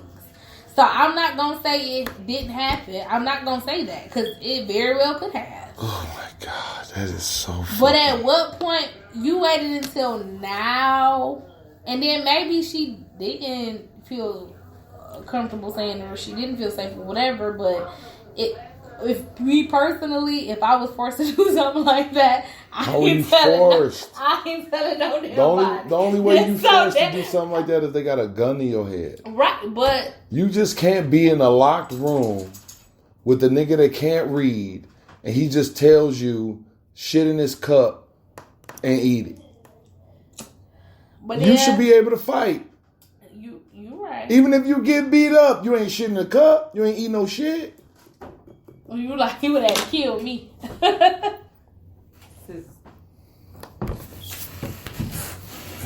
Yeah. Look up under that black bag. I don't know. That's like that black bag. And then because like, okay, you gotta think about like you know how people are submissives and dominants and stuff like that, and what that. Because I kind of feel like that's the situation that he's in with his women. I feel like that he's a dominant and these women are his submissive. That's what I feel like is happening. And I feel like they get pushed too far. Because the whole thing is, when you're in that type of situation, you're supposed to be able to trust. If you submitting to somebody, you are trusting them to fully take care of you and make sure that your needs are met and you're not getting pushed past your limits, and you are in a safe space to be like, no, I don't want to do this no more, right? Right? But then you hear stories about, I don't know if you heard stories about where stories about what? Where girls are like, they done trusted this guy to be they dime or whatever, and you know, it's just not, they just not a guy that they should have let do that for them, because they have pushed them past their limits or put them in actual, like, harm them and stuff like that. And then harm's way. That's a lot. Okay. You know, put them in harm's way and stuff like that, because, you know, that can get pretty serious, like, submitting to somebody. Because they be whipping them and, you know, beating them and stuff like that. So I just feel like You ever seen that 50 Shades of Grey shit? Right. Now, that with shit was weak as fuck. But that's a real situation. Now that story and how. First of all, did you read the books? Because I read the books. Definitely not gonna read the books. I read the books before the movies came out. the movie made me not want to read the book. The movie made me think the book was a sham. The book was way more detailed, way more in depth of the situation. You learn more, you get a better feel of the situation. You got to think about anytime a book is turned into a movie, they have to cut out so much stuff to actually fit it into a movie. Well, they fucked it up for me because. And then with that, it's being told from a woman's perspective. You have to think about that as well. It's a woman author. And then a lot of it got changed or, to fit the big screen and stuff like that. But like the shit that he was doing, like, was cool. But I guess where I felt the shit was weak. Because I'm like, you're not even fucking her right. Like, you doing all this, beating her up, you making her do all this, But that's what he was into. Cause and then here's the thing. I get that, he but was a you gotta sadist. still deliver some penis. He like, was what a the sadist, fuck? though. He admitted to being a sadist. What the fuck is a sadist? That's somebody that gets pleasure out of harming someone, out of humiliating someone, out of, you know what I'm saying? Like, he liked beating women and, you know what I'm saying? Because of his past. So to make up for the weak penis, he has to beat No, that's not what I'm saying. I'm saying because that's what I'm saying. Particular situation. That's what made me not like the movie. No, in that particular situation, he was more so into the torture aspect of it versus the pleasure thing. And when he met her, he actually cared for her and loved her and stuff like that. So he had to change his ways or whatever, or he got his shit together.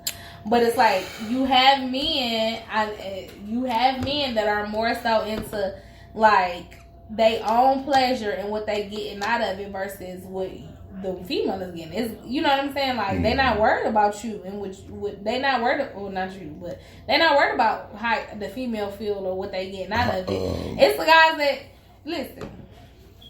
I had this guy tell me in real life he had never had a woman tell him that he was bad at giving head. They must be trying not to hurt his feelings. And that's a problem. But he one of those like pretty boys and got money and do this and that or whatever. And this girls is probably just happy to fuck. Because they think they winning because they got this guy that's doing whatever. And I'm like, sir, what are you doing? Like, stop. You know what I found out? I'm the first person that ever told him, like, that's not what you supposed to do. You're not even in the right area. You know what I found out? What's going on? That a lot of these niggas are licking the hole. Yes. And they kind of have no idea where the clitoris is. They don't care to know where it is. Because it's kind of, even if she has an innie, like, it's still there. It's not like it's not visible.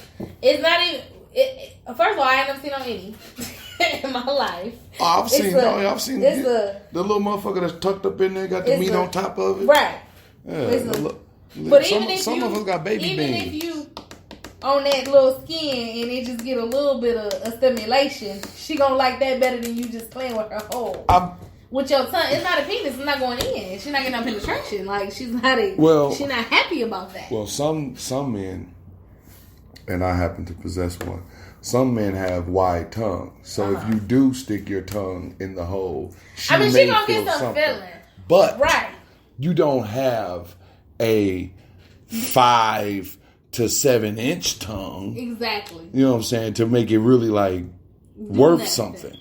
And then here's the thing, because it was like a lot of... So I was like, you niggas. So you know a hole. You know what a clitoris is. You see the little nub that's stick out.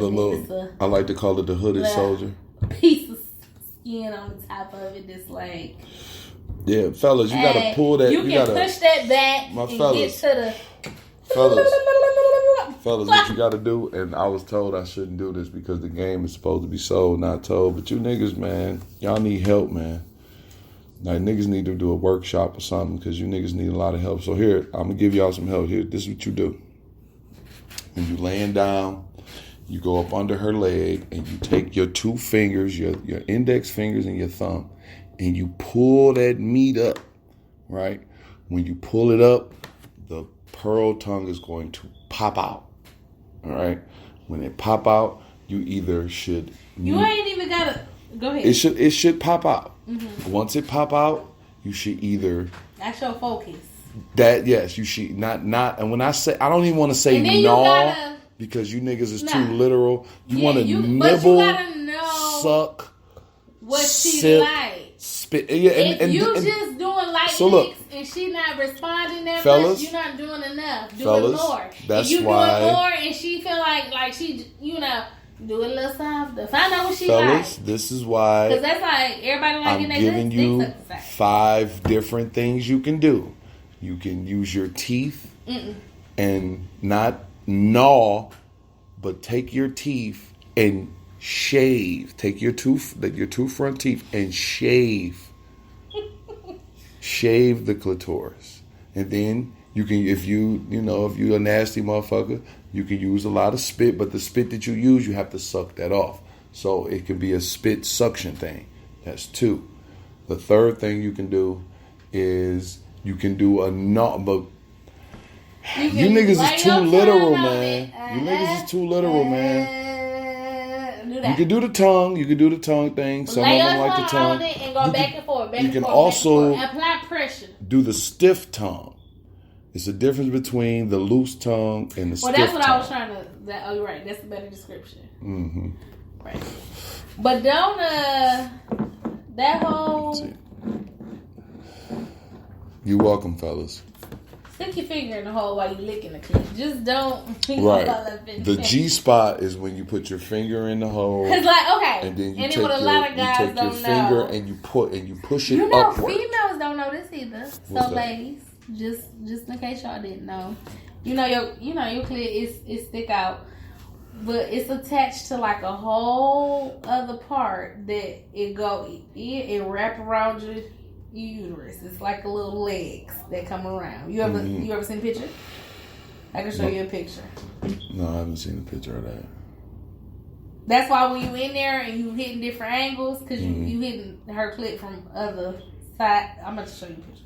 Because maybe you would describe better than me. Oh. Because people don't know this. And yeah. Because obviously. I love teaching. Obviously, a lot of men and women. Women don't know. Have no idea what it means to have their bottoms touched. Because that's another thing that I ask women. Like, have you ever had your bottom touched? And some women be like, no, I have no idea what you're talking about. Then some women are like super intrigued because they know exactly what the fuck I'm talking about. So this part that hang out, it wrap around. What you supposed to do with all that? You can't touch that.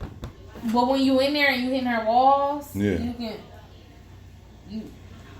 press against all that. You be in there like. Let me show you. So you farting vagina individuals, you have no idea what. Okay. So that's the glands, the part that stick out. Mm-hmm. That's the little nub outside her body. It go around like that. Okay. So you know how girls would be like right there when you hitting to the side a little bit, because you hitting one of them little legs that's out there. Oh. You know what I'm saying? Okay. It's a clitoris. You only see a little bit of it, but it's in there wrapped around her. That's why she be like, when you be hitting them walls, and she be like, yes, right there. Don't stop, because you hitting another piece of her clitoris that you ain't even know, because it's wrapped around her. You know, wrapped around. So that's why some women like, okay, yeah, you can eat this motherfucker, but I want to fuck. Yeah. Oh, okay. And then listen, if you fucking a girl and she say right there, don't stop. Listen, even if you about to come, please keep doing that, because she probably gonna come same time as you. No, I hate when I'm about to come. Listen, I got to get about that thing. I hate when the guy. This kills me. I hate when I'm like, y'all fucking right, and you be like, yes, right there, don't stop, and then y'all will slow up because y'all about to come. Y'all will slow down, or like, do not do that. Don't do that. That's definitely my bag. Don't. Because I guarantee you, when she gets to that point where she like right there, don't stop, she there. She about to come. So by the time your shit make it to the tip, she probably gonna come the same time as you. So let me ask you this: why can women bust like 18 nuts in a 2-hour sitting and still want to fuck. Why? Yeah. Because it's indefinite. We can just keep going and going and going. Like, it's a finite amount of nuts men can bust. That's not true. It's a finite amount of how much sperm gonna come out. During a session, no. Yeah. There is a certain amount of semen that we can produce. And then here's the thing. This is what guys do, though. Y'all don't know. It's the difference between coming and having an orgasm. It's a huge difference. Well, like,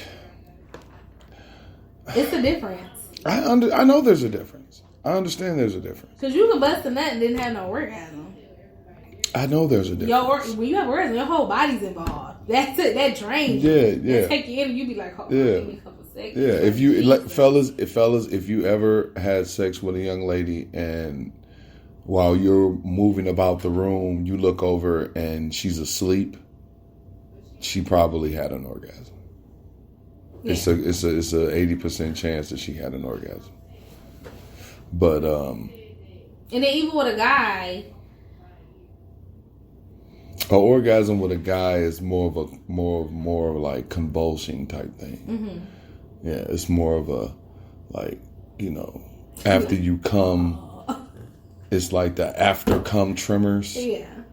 That's when the guy. You know, girls be like, "Oh, my legs are shaking," and like they have orgasm. Yeah, if her legs are shaking, and once you're done, you look over and she's like completely dead sleep within like a 20-minute. Because like good orgasm, you feel it in your scalp. I'm trying to tell you, all your nerve endings be on like just like it's every part of your body feel it.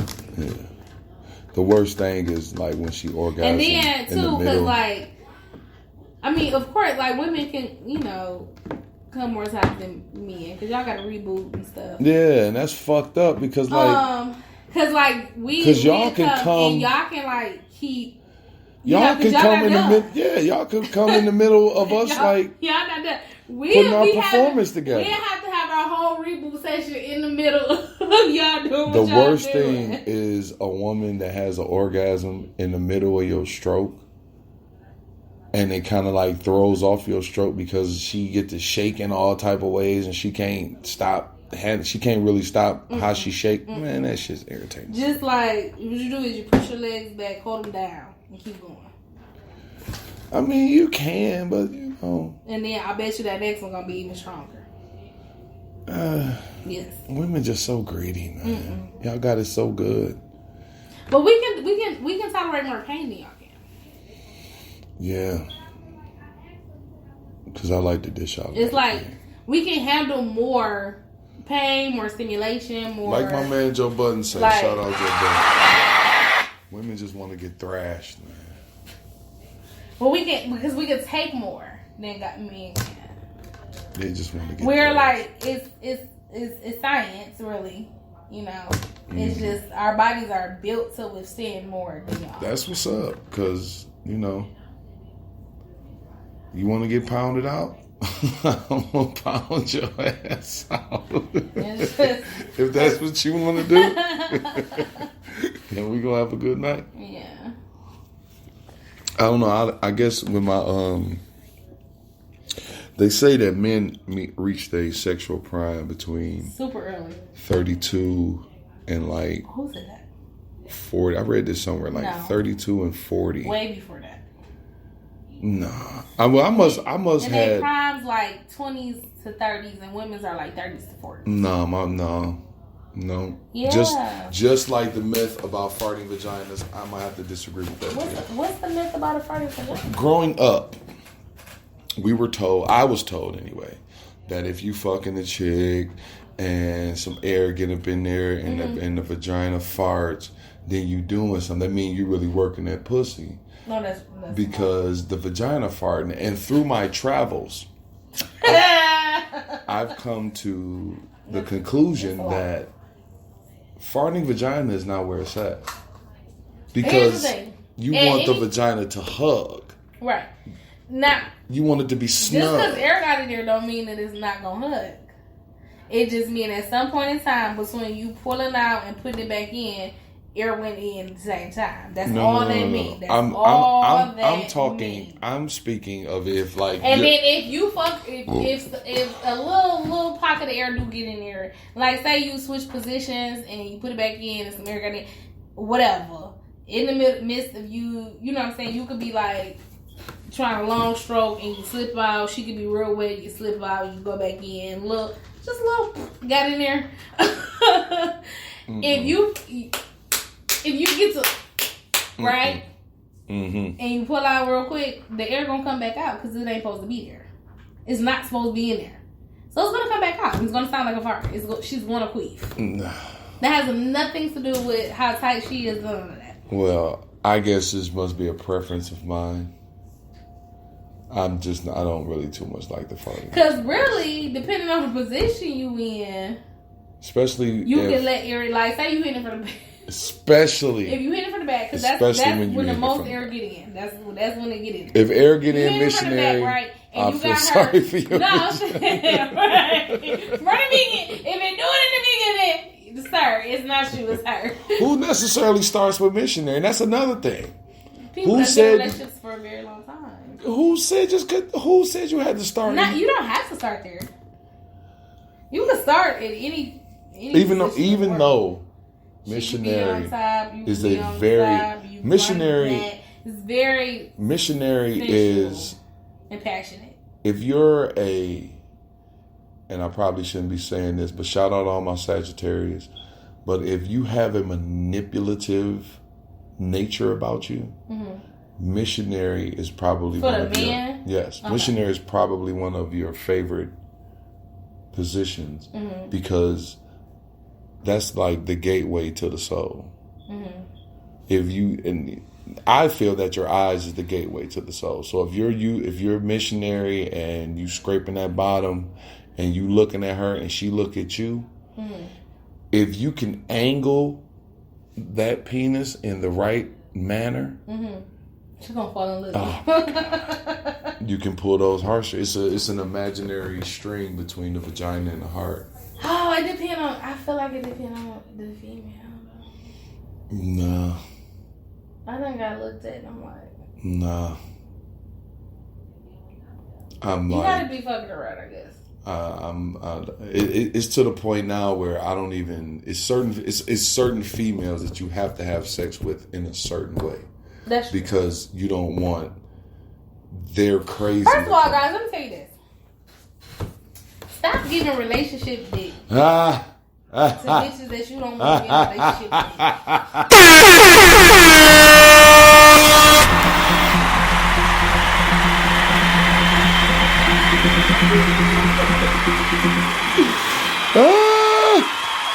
Wow. Now, have you heard me say that before, or is it something that you... No, that's just how I feel. So let me tell you why. Okay. Ain't no bitch in the world giving relationship pussy to no nigga she don't want a relationship with. I ain't met one yet. Sometimes. I haven't met one yet. Sometimes the relationship dick can discombobulate a female to a point to where she's thinking like, damn, should I have gave him some relationship pussy because he fucked me like he wanted to be with me. If she give you a relationship pussy, that's because she want a relationship. But if that's not what she want, that's not what she gonna do. But some do, and I will attest. Stop giving relationship dick. Growing up, you don't want a relationship with. I'm not saying fuck her bowl or give her some poo poo. No. It's not about that. But you can't be deep stroking and eye gazing and kissing and being all passionate. It's certain. I'm telling. It's certain. You don't want. It's certain. You don't want to be with. Cannot do. Because this is what us women do when we get that kind of dick. We go home. We are like, we feeling all good, we glowing, and every part of our body is warm, and we like, oh my God, and we call all our friends, and we tell them about it. Y'all do? Yes. Like, girl, I told you I went to Mark House, blah, blah, blah, blah. Like, we tell our friends. Don't let no bitch tell you she ain't told somebody that you dick her down good. If she didn't tell nobody about your dick, it wasn't good. Women real territorial with me. Like, I've had 2 foursomes in my life. I guess that's why I'm not really like a threesome type of guy. But when it's brought up outside, like if somebody else brings it up, they get very territorial. Like, no, we're not doing that. No. Like, women don't too much like to share me. Excuse me. Never really. It's never really been one of the things. And then because it was at one point where I wanted to be community dick. Like, yeah, let me fuck your girls. You know what I'm saying? Like, don't be stingy. Okay, so here's the thing. Let them get some good life. I feel like but that's not a good thing either. If you with somebody and you feel like you can not trust him, you're not going to share. So they didn't share me because they didn't trust me? That's the possibility. Or they didn't trust their fans. I would think it's more of their friends than me. But it could have been. Because I'm on, their side or whatever. Like, I'm only showing up because you called me here. I don't know her number. Right. I don't know anything about this girl. And then it's another thing where it's like, okay, so it's okay. I'm just a stunt cop. It got something to do with her herself too. If I'm not like super confident with me, I'm not gonna bring my friend that's like, this fine ass girl that I know niggas be all on her head. I'm not gonna bring her over here with this dude that I really fuck with, because he might end up liking her more than me, and then So if you fucking with somebody that don't have the self-esteem and confidence that she needs to have, she not sharing you. If she can't trust you, like if she feel like you community dick, she not gonna share you. And if she just got a bunch of friends that's about, she not gonna share you. So it's a lot of factors that play into that. Well, I've never been shared. So. And I'm glad I got out of that community dick phase, because that's not a good thing. Don't be community dick. It's not a good thing, because like you said, not community dick. I'm the type of individual. If it's like if you're say you with somebody, right? And you might got you a freak. A freak. Okay? And she like girls and you. She like, babe, I really want to have a threesome. I'm gonna ask why. I'll let her do it. She gonna have to do all the setting up and all that shit. It's if you be like, should I already pay? I'm like, okay, that's what you want to do. But is she gonna get upset because I'm going to perform? Okay, now here's the thing. With that go back to her confidence and self-esteem, because you can't see this is where a lot of females mess up. You can't go into the situation and be trying to analyze what he doing with old girl, because that leg up look different at a different angle. Like, you know what I'm saying? You're feeling the leg up and seeing the leg up. That's a different. You can't be looking at it like he fucking her like you know what I'm saying? Like, that can't be a third person. Then you gotta think too, like, what. Everybody need it differently. So he could have been hitting her with the strokes he hit you with, and she wasn't responding. So now he got to hit her with some different strokes, right? Well, not if you go in with like a porn star mentality. You have to go in that situation with a porn star mentality. If you're not fucking your girl like that normally, she gonna feel some kind of way. If you don't be, you know what I'm saying, tripping all over how her booty looks. I think that's what reeled her in, though. Her titties and stuff like that. She was real, because I was talking with one of my friends the other day, and I was saying that when you get married or whatever, women tend to take away the nasty parts of sex. And want the man to just be cool with the regular parts of sex. And I was saying, hold on. I was saying that it was the smut dick that got you. So why would you want to stop? Because I wasn't ever really into that. So then why the fuck are you fucking with me?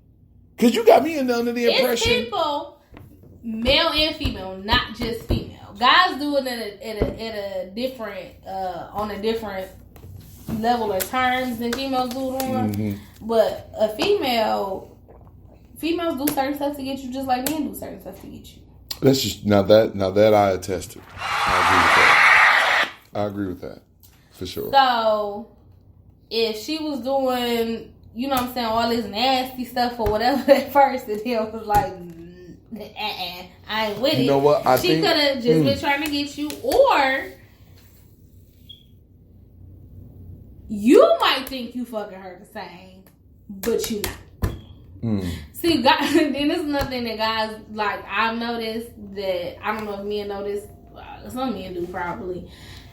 Once y'all fall in love with somebody or get feelings for somebody, y'all energy not the same when y'all fucking. Y'all be on, y'all come quicker. It's like, I guess it's because of the comfortability. You so used to this person. Yeah, like it be like. Cause like I'll tell you this. Once you get to a point where you have live-in vagina, you can damn near count your strokes. Okay, and then that's where, like, and I have done this in a relationship where I'm like, I done got, you know, because nigga was digging me down, okay? You know, kind of nasty. And then once it got to the point where we lived together, it's been, you know, some years or whatever, and then it's like, okay, can you fuck me a little harder? A little faster? A little longer? Like, what the fuck is going on? And it's like, he done fell in love and got comfortable or whatever, and then I got to the point where I didn't want to do it no more because I'm not being pleased how I was being pleased in the beginning. Well, I wish when I get into like whatever, I had to literally like, hey, like this is what was going on. This is what's happening. Now I don't like it. Fix it. If that in my next relationship, and we get to a point where the love is at a high, but everything else is starting to kind of trickle off. I want her to come to me and like kind of scratch my manhood. You know what I'm saying? Like, you know what I'm saying? Like, you ain't using this hammer like you supposed. You know what I'm saying? Like, I had to do that. Something to scratch my manhood. I had to do that. And then I can't do nothing at that point right there. I have to go a whole day thinking about this shit. So the next time I see you, I'm gonna fucking destroy it. You know what I'm saying? It's like, cause then y'all are like, oh, she don't be doing this, and it's like, it's not that it could be that some females do get to the point where, or like I said, they was doing all that, but they feel like they ain't got to no more, or whatever. But sometimes it just kind of be like, what's the point? I got this new trick. Like, I went through a whole like stretch of time where I was like, every time we was fucking, I wasn't coming, and I'm like, I ain't want to do it because I'm not gonna get nothing out of it. Yeah, I think my ex-fiance went through that. And it was like, but I think porn. I didn't feel like he loved me no less, man. Like, I knew it was like, I was just, all this love was just raining in and everything. And I was just like, yes. And every other aspect of our relationship, when we got to that, I was just like, like to the point where I just kind of got to the groove of where I was just like, all right, come on. No, I don't want to. Grab the lube. I don't want it to get to the alright, come on stage. And I like, so I had never even used no lube, but I was like, look, we need to get some of that because I wasn't even being turned on at all. Why would you need lube if you have a mouth? I wasn't being turned on at all. No, you don't need lube. If I ever see lube, I'm gonna be offended. Well, it's places that you need lube.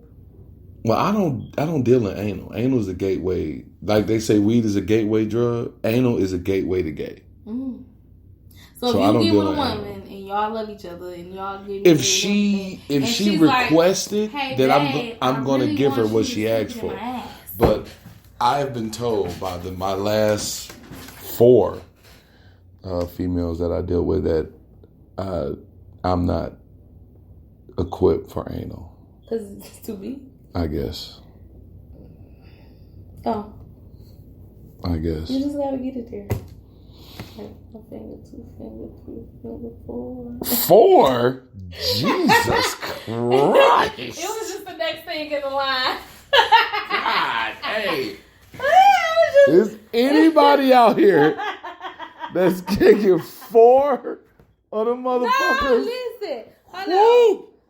You a G. I was watching this. I was much younger. They can literally pick you up by your shoe. I don't know if they still. I don't know if they still do HBO After Dark. Do they still play that? I don't think so. No. Okay, well they used to do HBO After Dark. I remember HBO After Dark. That used to be my shit. I was watching that, not on purpose. I woke up in the middle of the night. It was on.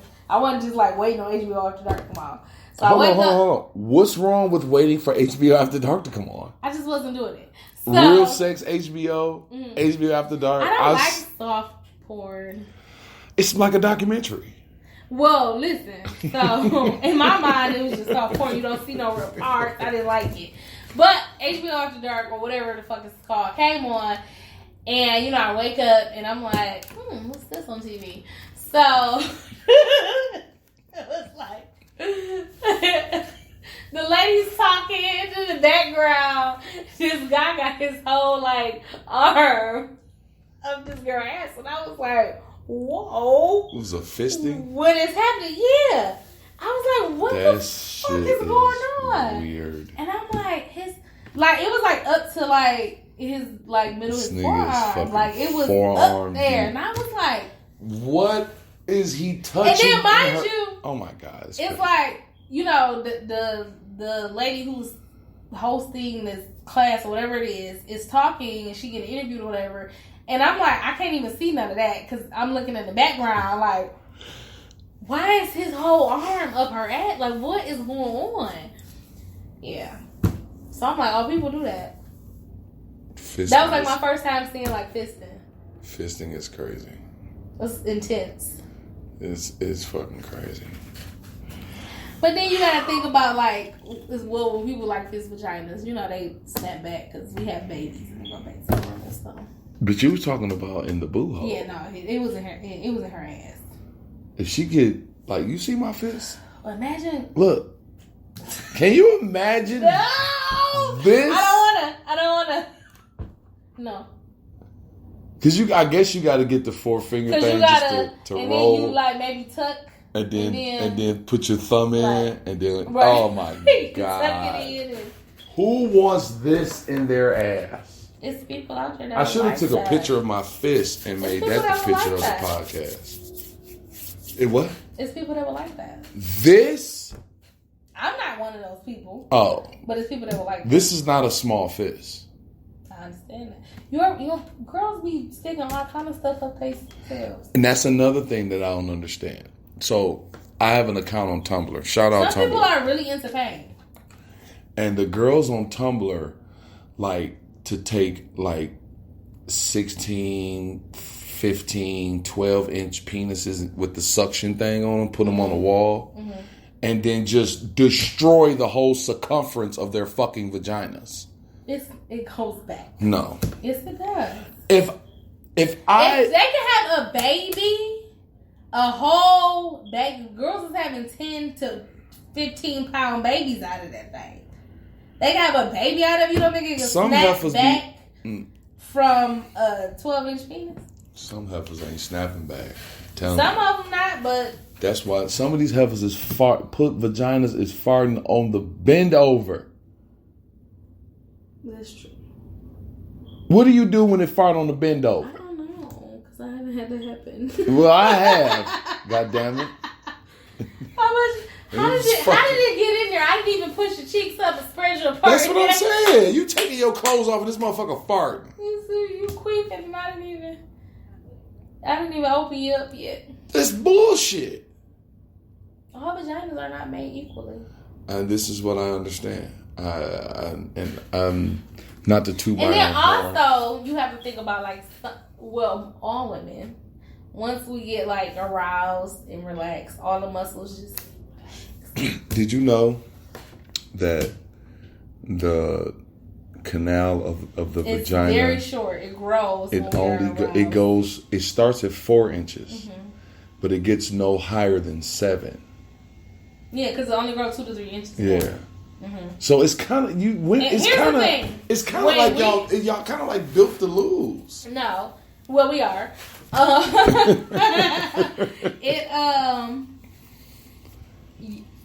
lot of people don't, because like our cervix and stuff can get like knocked out of place. Y'all can like push it back, knock it over, put it to the side, to the back, tilt it. One of my baby mothers. And that's actually painful. One of my probably not while it's happening, but later you trying to figure out why you cramping, and it's like your cervix is trying to go back where it belongs. Jesus Christ! Has a man ever like you thought your period was gone and then he started it again? Yeah, I was married, so. Oh, okay. Because the first time I did that was in college. I got a boyfriend now, so yeah. And she was, she said she was off her period. You can like literally go like a full day with nothing, and then soon as you like, oh, you make my love come down. Oh, you make my love come down. All the way down. Shout out to all my lady friends that know exactly what. Yeah. All right. The last topic before we get out of here, I want to talk about your toxic ass girlfriends. Melissa Ford and Takara Edwards were talking about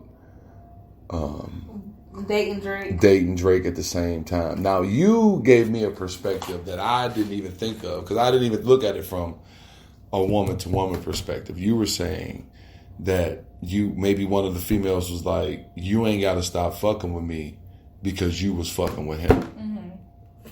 And only because I've been in that situation where I found out me and my friend were talking to a guy at the same time, and she made it weird. She was like mad at me.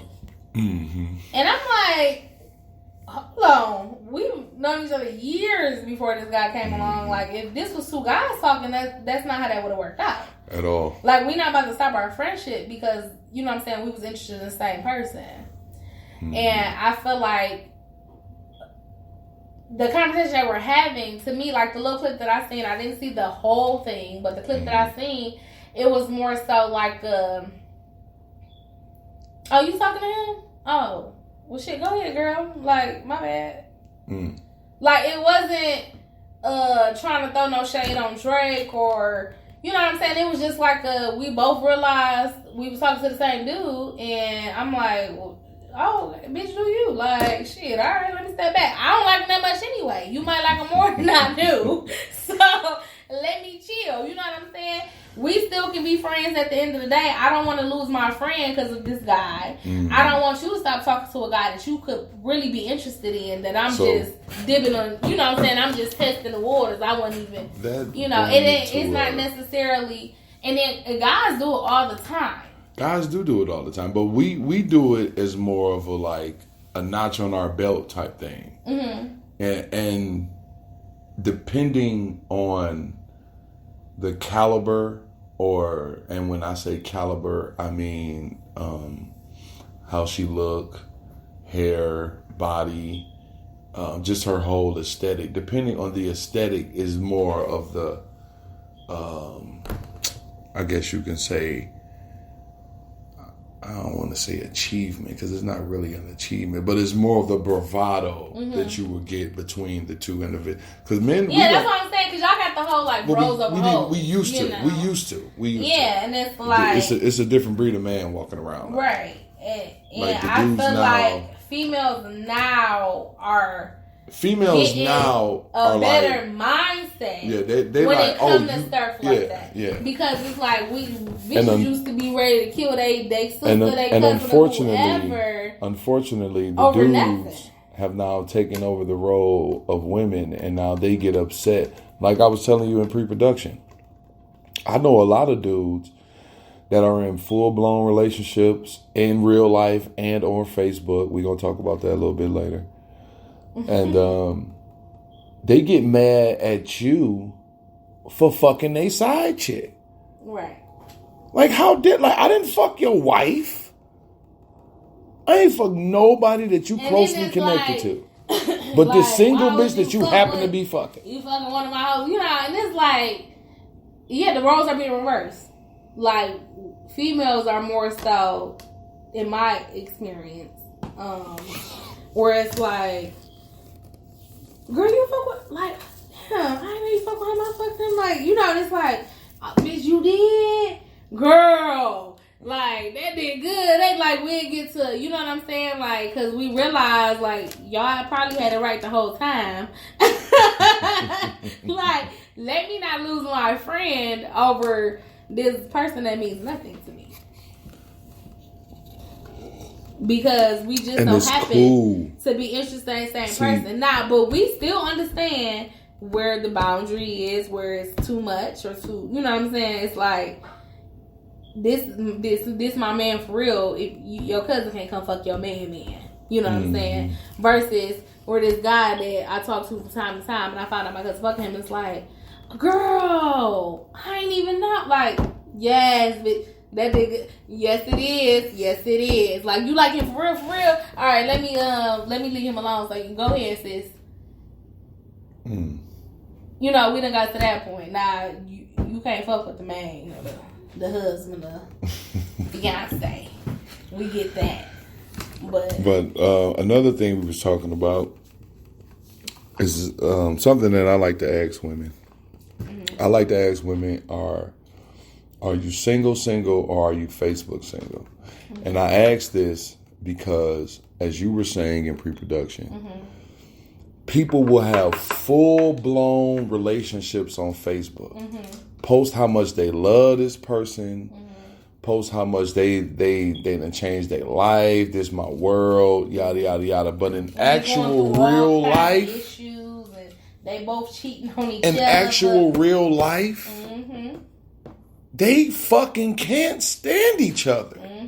They live with each other, and they're like two ships passing in the night.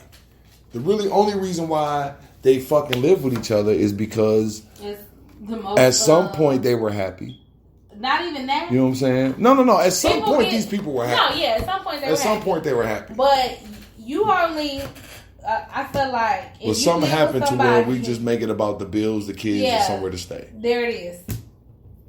That's what it be about a lot of the times, where it's like, you know what? Bitch, I can't fucking stand that nigga. He gotta sleep on the couch, but shit, he paying the half of the DTE and the rent, so I ain't about to put that nigga out right now. I wait till I get my shit together first. Or niggas like, shit, dog, like, I gotta get my money right. As soon as I do, I'm about to go up a crib on this bitch. But then you fuck around and be with this motherfucker for 4-5 years. When is your money gonna get right? And that's the problem. When are you gonna get your shit together? And they don't be. You know what I'm saying? Now, and this is another thing that I can't stand. Like 3 kids later. You know what I'm saying? You done had 2 kids by this person that you don't like. And at some point, these kids are going to exude some behavior of a motherfucker that you don't like. And for me personally, and now you treat these kids like shit. Me and my husband are separated. But I had to, me personally, I had to be like, is this what I want my kids to see and think is a normal relationship? I had to ask myself that. Like, do I want my kids to think that this is how a marriage is supposed to be, how a relationship is supposed to work? Like, no. That's why I had to like, I can't do this. Because I had to think about, I got daughters, you know what I'm saying? I don't want them to think that this is how a woman's supposed to be treated. I don't want them to think this is what's normally supposed to happen in a relationship. People not asking themselves that. Like, when thinking about, this is what your kids are seeing and thinking is normal. I went to Coney. I took my mom to breakfast last Sunday. And we sitting in the Coney Island eating. And this couple came in, and the dude looked so irritated by just being there. He had 2 girls with him. He had his girl. They was like, just a regular Sunday. It's nice out. We gonna get something to eat. This nigga looked so irritated. Like he can be anywhere else in the world but there.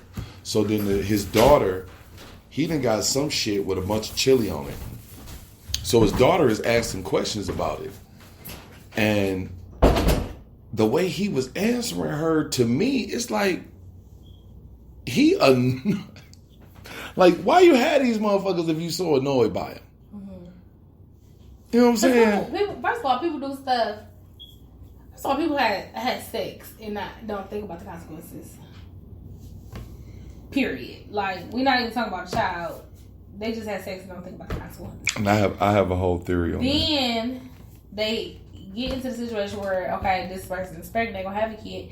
They're not thinking like this is a whole human that's gonna grow up and have a personality and thoughts and opinions and be a person. You remember when Beyonce was pregnant with Blue and she showed her baby bump on MTV?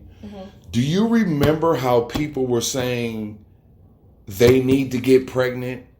Oh, I need to have me a little baby. Like being pregnant was a fucking accessory. That shit. Like, I have 4 kids. I have 4 kids, 2 baby mamas. And my kids range from 18 to 6. And if a woman came to me right now and told me she was pregnant, that would fucking devastate me. The last thing that I want on this earth, and probably the only thing that scares me, is a woman telling me that she's pregnant. That is the scariest thing to me. What's crazy is this is why we supposed to get married first. I would rather get married first. No, I said this is why. Because if we go through this, and then I got pregnant with my daughter before we got married, but I was married when I had my daughter, and then I was still married when I had my second daughter. Well, at least you had your kids in wedlock. So sad that don't mean shit. At least they're not bastards. Yeah, my children are that's bastards. True. But it don't mean nothing. Well, I tried to do the whole. You really gotta pick like. People just need to be smarter. Pick the person that you gonna be with. I tried that. I tried to. But I thought. I take that back. I thought that I was going to spend my life with the person that I thought the universe sent to me. And once things got kind of rough and rocky, when things got really rocky, I felt that she just went through with the exit strategy that she and then I think too now put people in her head. Not like back in the day, it wasn't no divorce. It was we're gonna work this out. We're gonna make it work. Yeah, no, there was not, and I think that's the tradition that I come from. I come from like if I jump this broom, if I go before my mother and my sister and before the universe and tell everyone that I'm going to marry this woman, there is no such thing as divorce, dear. If you're upset and you're mad at me, go into that other room. Both sets of my grandparents are take care of your thing. Been married for years. Of course, my parents they was super young and shouldn't have been doing things anymore. My dad married, not my mom, not. But I actually grew up seeing married couples. So in my mind, I'm like, no, like I'm not gonna be divorced. And that's crazy because I didn't necessarily. That. I have my grandfather and my grandmother. They were married. My mother married my sister's father. My aunt, I guess you could say the same thing. My auntie married, my auntie got married. And then my uncle, he ended up getting married a couple years ago, I think 2012, 2013. Yeah, I had 2011. And then I got aunts and uncles that's married. I got all these examples. So I guess you could say the same thing. Oh, whatever happened, I'm gonna make it work. And it actually hurt more to say, oh, I can't do this no more, than actually if I would have just stayed. Because there's a lot of times where I'm just it would just be easier to stay with him. It would have been so much easier just to stay where I was and just be miserable. No, man. But then I truthfully and literally had to think about my kids. And then, but like, I was so miserable in my relationship with my husband, I started taking stuff out on my kids. And once I realized that's what I was doing, I was just being like mean and like not, I was like, hold on. I'm not even mad at them. I'm mad at him. Mm-hmm. I'm irritated with him. It's him that's annoying me. Mm-hmm. Like, what are you doing? Like, I had to step back and like, okay, I can't do this. It's affecting me being a mother. Yeah. And then it'll bring in a sense of, and that's one thing. It was like so much. I was, because it's stuff that's gonna bother you. All relationships at work, but it was more bad than good. The worst thing to do or to be in a relationship is complacent. Mm-hmm. You don't ever want to get to a place where you can damn near predict what you're going to do on a Wednesday night. If you can predict what you're going to do on a Wednesday night, you have some trouble ahead of you. I was so beyond. I knew what I was going to do 2 months from now. That's what I'm saying. You have some trouble ahead of you. Like life is supposed to be like, even if you get in a relationship, just because you get in a relationship, the excitement of life is not supposed to dissipate. This is. Let me tell you, I can tell you my everyday. So I was working at the post office. When we split, I was working at the post office 6 days a week, 10 plus hours a day. So I would get up at 5. Get myself together, get my kids together, wait on my homegirl to get to my house because she would come pick my kids up for me. Wait on her to get there, pick the kids up. Then I would go to work.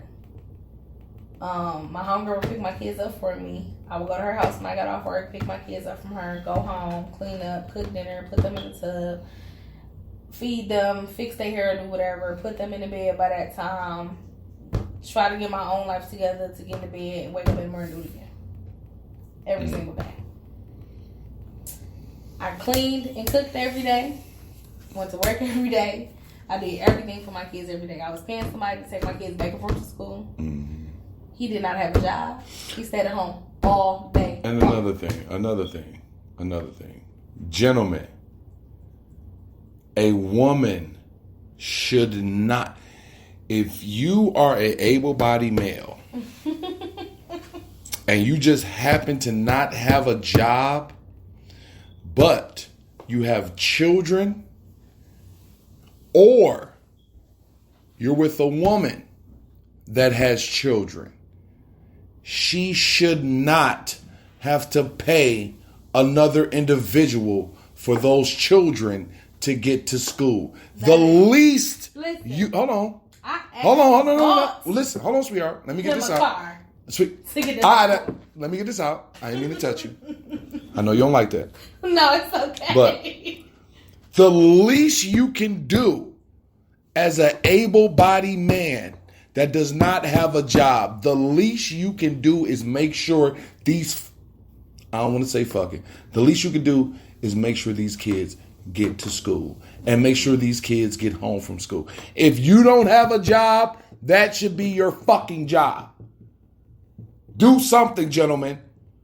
Don't just sit around and don't do shit. And then get mad when she tell you ain't doing shit. Man. You can't. And then on top of that, that right there is so minuscule, but it's minuscule, but it means a lot. That is one less worry that she has to have in her everyday fucking life. Mm-hmm. Take out the fucking trash. Ooh, say that one again. Take out the fucking trash. Mow the fucking lawn. Shovel the snow. Shovel the fucking snow. And make sure the kids get home from school and to school. That's 4 fucking things. That's all you gotta do. And lay dick. That's all you gotta fucking do. And I guarantee you she'll leave you the fuck alone. Man. Assholes. I'm trying to irritating. Niggas be on Twitter crying. She want me to take her kid. Nigga, what else the fuck you doing? Just had a conversation yesterday with my homegirl. You on Twitter 6 hours out the goddamn day. Only thing she asked her boyfriend to do as far as the housework is to take out the trash. They stay in the apartment. The garbage can is however the fuck far. Just take out the garbage. She cook, she clean, she work, she in school, she make sure that kid's straight. Just take out the garbage. This nigga be like, you was at home all day. Why you ain't you ain't have to work or go to school today? Why you didn't take out the trash yourself?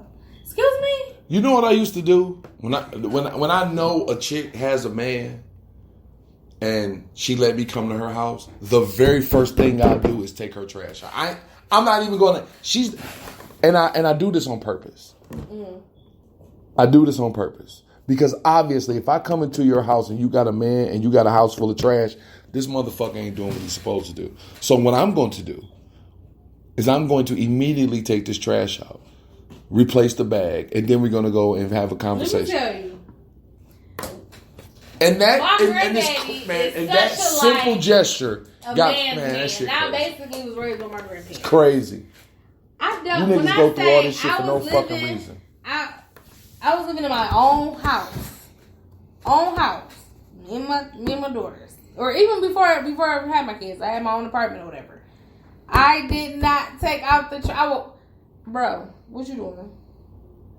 You want to come, especially in my apartment? I wouldn't walk to that fucking dumpster. My brother would come and take my trash to my dumpster. When I got to the house I stay in now, my brother lived next door. I didn't take my trash out. I'm spoiled. So when it comes to that, my ex-fiance. My boyfriend would tell you, I let that shit pile the fuck up before I go touch a fucking garbage bag. My ex-fiance didn't touch trash or laundry. She didn't touch any trash. She probably taken out more trash now since I haven't been with her than she has in probably her whole life. Because she didn't touch any trash and she didn't touch any laundry. I didn't fold the laundry, but I made sure that everybody's shit in the house was clean for Monday. Every Monday. I clean. He is surprised me sometimes in the house. And I be like, oh yes. You know, mm-hmm. Like with my son I do most of the cleaning. I do all of the cooking. I do, make sure the kids straight, do the girls' hair, stuff like that. He take out the garbage. He mow he pays somebody to mow the lawn. Mm-hmm. He shovels the snow. Even if you do that, he open all my doors for me. I don't touch the doorknob. Even if you do that, even if you do that, even if you pay somebody to mow the lawn or you pay somebody to shovel the snow. I'm so old school. Like I'm spoiled. I'm like. And that's not being spoiled. It's not. It's not. But nowadays it is though, because people are millennials and stuff. Being spoiled is, and then listen. Being spoiled is having your significant other bring you lunch 2 weeks out of the month. That's being spoiled. Anytime I call and be like, I'm hungry, you bringing it so. That's being spoiled. I'm spoiled. I know I am. But that's why I go through what I go through to do what like I said, I could if Sundays, I don't work on Sundays. I cook breakfast, lunch, and dinner on Sunday. I cook 3 meals a day. I make sure the house stay clean. That's one thing I do miss. But in missing it's I don't miss the weight that I had when I had those 3 square meals a day. All this getting done for me, like I got to make sure I do what I got to do on my end. Like I make sure what's supposed to be done is done because I know it's a lot of stuff I don't have to worry about. I ain't got to worry about my rent being paid. I ain't paid rent in so long. I do want to get to a point. Not that I can't. I work at the post office. I want to get to a point where, whenever I do get another significant other, I want to get to a point where if she doesn't want to work, she doesn't have to work. Mm-hmm. If she does want to work, I want it to be a point where she can really like do whatever she want to do. Mm-hmm. Not necessarily freelance like a kid. I want it to be to where like, and that's to shit me is just extra. Shit is just comfortable that way. You know what I'm saying? Where shit is just like, really comfortable. And then say you do fall on some type of hard time, or say you get hurt or something, you can't work or whatever. She should be able to be like, oh babe, I got us. Like I've been saving up this and this or whatever. That is probably what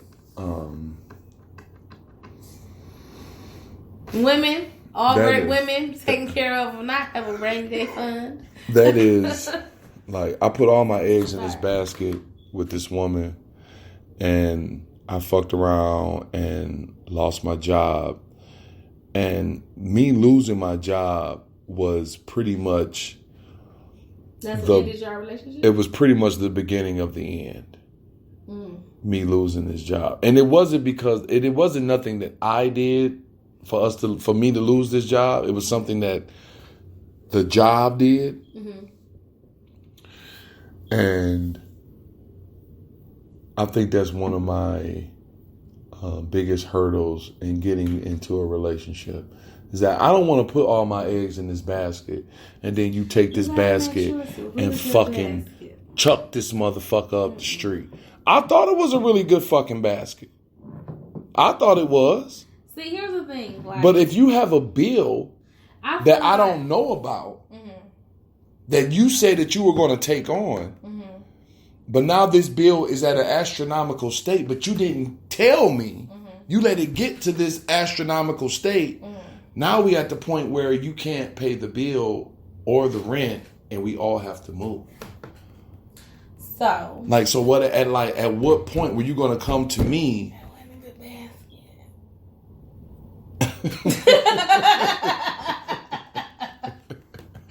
It had a hole in the basket. And some food fell out. You couldn't take it to the picnic. So, like, I'm the type of person, I'm gonna be honest, like, I'm really bad at saving money. I am. I'm horrible at saving. I'm trying to work on it now. I'm horrible at saving, but I'm pretty decent at paying bills. But I'm the type of person, when I get paid, I pay everything that needs to be paid. Yeah. I'm like, rent, like, gas, cable, phone, and whatever. And I tried. Pay my bills first. And I tried to incorporate. That money that I got left over, burn a fucking hole in my pocket every time. But see, I'm the type of person. I fill up my gas tank. I make sure my kids got what they need. And if I got $2 left, it's gonna burn a fucking hole in my. I'm not gonna. Listen. I don't lie about that. Listen, it is what it is. I'm the type of person. Just now at 27, learning how to save money.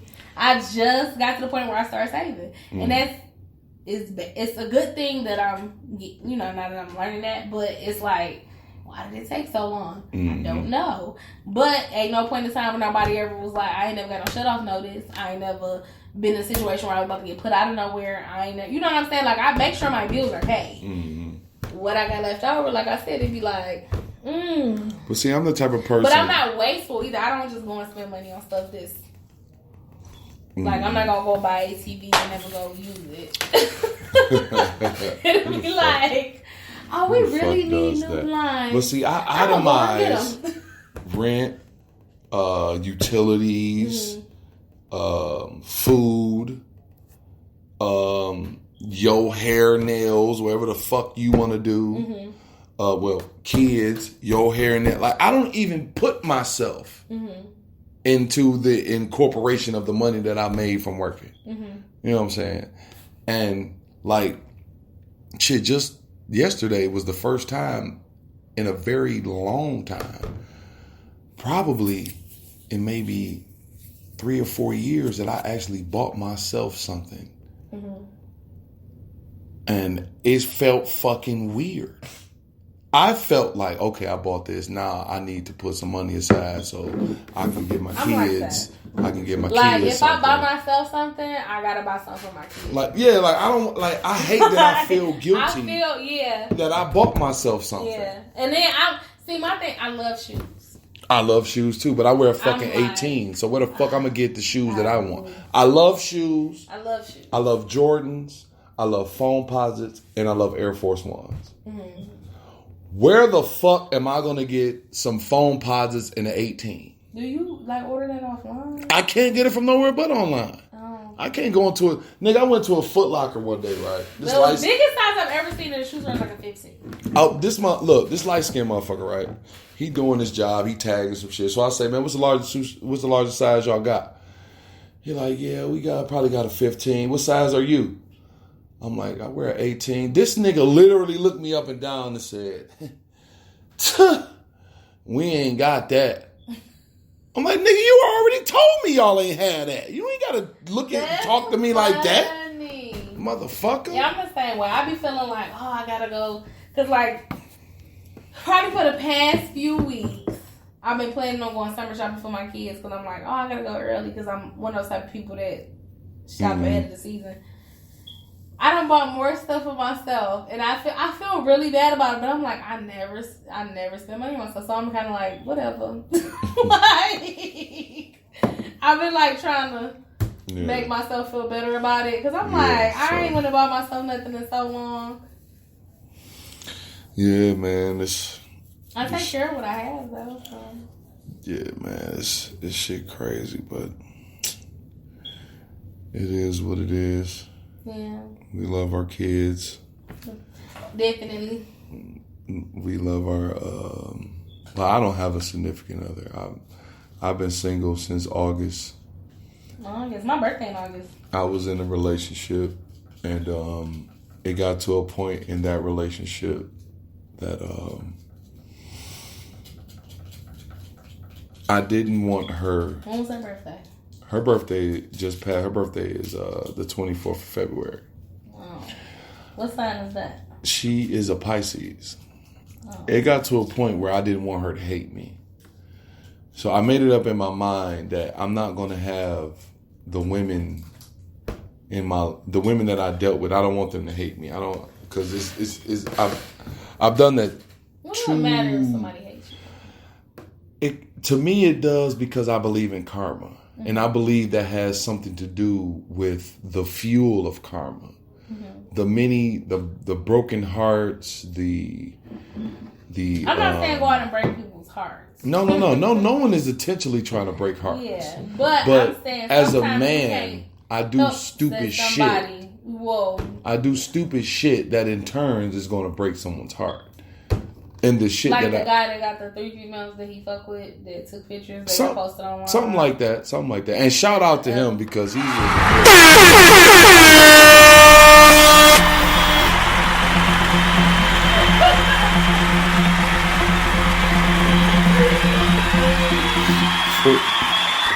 for real. Shout out to him. Hard luggage left us. Yeah, she would have been cracking up. She had to go get her wig done, but and what was we talking about? I lost my thought. You said you don't want to intentionally break hearts. You believe in karma. Yeah. I definitely believe in karma. I don't want to intentionally break hearts, because I am the guy that your mother tells you about. The guy that's going to be charming. He's going to sweep you off your feet. He's going to tell you all these things, and then there's going to be like what I do. At some point there's going to be some eventual letdown. You know what I'm talking about? No, I don't. Tell them what they want to hear. Hey. Yeah. I used to sell the shit out of dreams. Like, them bitches was nicks. And see, okay. So I'm the person that my daddy ain't shit. So I'm so that's how I be looking at niggas like, boy, you know what I'm saying? I love my father. First nigga that ever supposed to do me right did me wrong, so fuck you. I love my father. It takes so much for me to be like, oh no, he might be a good guy. Like, it take a lot. Like, I'm so expecting the worst all the time. That's a bad thing, mm-hmm. But at the same time, no, don't feel bad, because I'm the same way. It done helped me in a couple situations. I'm an optimistic, pessimistic type of person. But then I have an optimistic outview. I went so hard trying to get the opposite of what my daddy is. Mm-hmm. That I fuck around and still got ain't shit nigga. Cause I'm like, oh, he in church, he play the organ, you know what I'm saying? Like, this a God-fearing man, you know? And I was like, oh, he worse than the rest of them. Them Christians, man. Them Christians the messiest motherfuckers on earth. I don't care what nobody says. I got the organist. Like, he up there with the pastor. I don't care. He ain't hear the message. Like, I don't care what no one says. If you took a fine-tooth comb and went through the people that always stirring up some bullshit in your life, I guarantee you. A Christian, I'm gonna say. I guarantee you. I'm going to say somebody that's claiming to be a Christian. Claiming or is one. It don't matter. Because a real Christian is not like what is portrayed or what people is going on acting like. Then like being judgmental of people even though they know they doing their own sins and a dog. Then if that's the case, there's no such thing as a real Christian. No one is walking in a real Christian path. I know some people that's like, look, we all sin, we all fuck up or whatever. I'm trying to do right. You know, they not being one of them type of people that think like they own shit don't stink. I can't stand them type of people, man. Where it's like, oh, we hate the gays, but you out here having premarital sex, like, or you know, you hate the gays, and you done fuck the first 10 motherfuckers that sit up in your fucking in the front row of the pews. You hate gays, but you fucking everybody in the fucking... And married on top of that. You married. Got the first lady looking like a fucking fool. To me, that's not a real Christian. Like, that's somebody that's claiming to be one or who think they could honestly believe they are one. But did you know really I wanted to be not. a pastor? No, I didn't know that. And I would probably say 2008, maybe 9.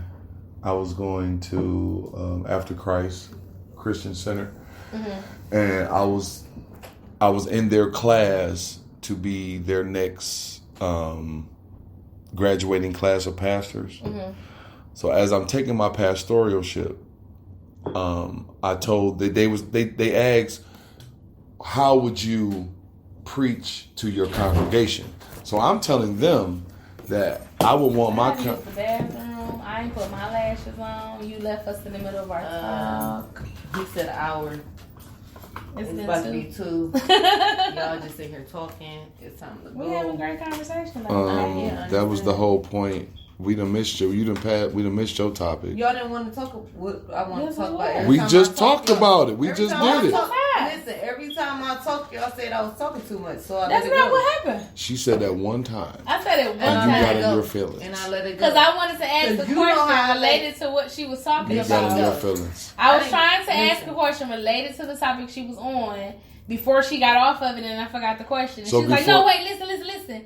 And then she started talking smart. And I'm like, wait, hold on, I got a question. No, listen. And I was like, all right. So then I'm sitting here quiet. And then she's like, but wait, listen. And I'm like, London. You have to think about it. It'd be me and him. We don't have a third person. So I don't have to keep telling people to listen. We was quiet. We was quiet. And then she kept saying, but listen. And I'm like, no. So do you... But I'm about to go. Do you think... before you go... No, I'm saying this. I'm about to go. Oh, okay. Before you go, do you think R. Kelly made that girl shit in the cup and eat it? You already know. See, she said no. You already know. No, I don't know nothing. I'm asking you. Nobody's shit in no cup. I don't care. Listen, Bow Wow couldn't make me. Like I told you, Bow Wow can make you shit in his cup and eat it. He can make me shit in that cup, but he can't make me eat it. How can he make you shit in the cup? This basically he could tell me and I do. It's up to me to say yes. Yeah, that's up to me to say yes or no. That's how it is. Or if you got 50 bands right there to shit in the cup, I'm gone. But you gotta eat the shit to get the 50 bands. No. That shit gonna be on you. So what she was saying is that people do things for celebrities because they're celebrities. Mm-mm. No, I feel like everybody is a human being. Charm her in. Let her, Do you have any no, she don't got she don't deal with social media? She just TT. This Shaq's sister? I mean, you putting it out there for everybody to know, yeah. I mean, she looked like her. Yeah. She talking about that shit on. She look, yes, love, we're recording. Yes, we're recording. Y'all look like, so yes. That's what he's saying. Shout out, Shaq. You did that earlier when you first started. I didn't record any of that. Yeah, but you still shouting him out when you first started talking. Yeah, I'm gonna continue to shout him out. Anyway, fuck all that. Like she said, you gotta know what's going on up here mentally. Basically, yes. Pretty much. Yeah. From last night to today. Yeah. They had their own bottle, and I know they weren't gonna drink none of this. So look what it is. This is top of the line Jack Daniels. This ain't just regular Jack Daniels. Yeah. Alabama type of shit. This is top of the line Jack Daniels. Damn it. I drink top of the line cognac and I want to go higher than this. That ain't fucking. Well, I guess it is. It's higher than Hennessy. And then we get 1738. You know, I keep. I ain't never had no 1730. I think I'm gonna. That's next. Listen, first of all, this podcast, you said you was bringing Neho. Because we were supposed to get that Don Julio Neho last week. Remember when we went to a Chinese restaurant and I bought that liquor? You was like, no, just get the fifth. Oh, you're right. Okay. No, actually, we got a fifth of Remy. Yeah. No, we got Douce. So I got Douce or whatever. He talking about some, okay, we next gonna do week on we gonna Friday, do the Neho. we gonna do Neho. Because I kept telling him, I'm like, I can get 2 bottles of Neho for the price of what I just got. We gonna do the Anejo. I ain't never really had that shit. I don't know nothing about it. Well, I guess we gonna end this podcast. I appreciate everybody for stopping by. Oh, now you wanna end it when we talking? I mean, okay. I wanna finish talking about that shit. Like, you're not gonna make nobody's shit in the, listen. My bad, y'all. See, I'm gonna listen. Okay, listen. Can someone make you shit in a cup and then make you eat it? Even if it's someone as esteemed as R. Kelly? Who's your favorite artist? I don't have no fucking favorite artist. Even if it was a favorite artist, like my whole thing with them bitches with R. Kelly, they all said at the beginning of their shit and that survived R. Kelly. Mm-hmm. We know we shouldn't have been around him, but we felt like, or I felt like he shouldn't have been around a 16. Fuck everything else that you said. You said you know that he was 25 and you shouldn't have been around him. Yeah. But you felt like in your mind that you wanted to feel like, hold on, wait. Why is he around me? That's how them girls took it. But I felt like y'all is the prey because he could have sat at that park by his damn self, and if then nobody go to the park, well, nobody would have ran across him, but right? You said something very key. If it came out of their mouth that at this age, I knew I wasn't supposed to be here. As R. Kelly's lawyer, I'm every time. That's why I said this man could be out. If he had a good lawyer, he can be out. Every time I hear one of these motherfuckers say, I knew what I was getting into, whether you were 16 or not. If you say you knew, you can use that shit in court. Yeah. And like I said, if R. Kelly's lawyer was what he was, all them niggas left. If he no, not saying from that P shit, because he need them lawyers right now. He need all them now. All them lawyers left that. They gone. But the lawyer he got now, if he watching this documentary and all this other shit, R. Kelly really can get out. Because technically, if you have people that's technical like me, I didn't see that P shit when he raped a girl or he did it to a girl that was 14 and he peed on her. I didn't see that. So technically, I could be a part of the jury that want to be technical. I didn't see that, so we're not gonna put that on him because I didn't see it. Just because you seen it don't mean I seen it. So what if they reel in a VHS and put the tape on so you can't see it? Ain't no VHS going on right now. So you got to put that shit on DVD and then listen, I'm trying to tell you, technical people. If the VHS is not working, you got to reel on DVD. But you put it on DVD, you can edit, do all this other type shit. So I still don't know if you did it. So that's what I'm saying. By me watching these documentaries and these girls saying that they known that they should not have been with them, to me, y'all look like the prey. Y'all preying on him. Y'all know what this man is. Y'all know he a successful whoever. So what's the problem? So that's what I'm saying. You can't talk to me about this shit. Cause I'm go to the liquor store? Yeah, that's what I'm trying to go to. But she putting her lashes on. And this shit. We talking all type of... Well, I appreciate everybody for stopping by. We going to end this with a song from the late, great Sammy Davis Jr. This is a song that I'll probably be performing at the school talent show. But before I go, I want to tell all of the gentlemen, I need you guys, I need y'all to tighten up.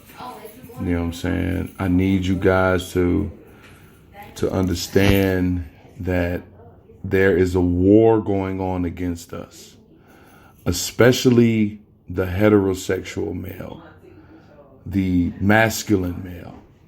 There's a war going on against you. They want you to feel like there's something wrong with you being a man, you being masculine.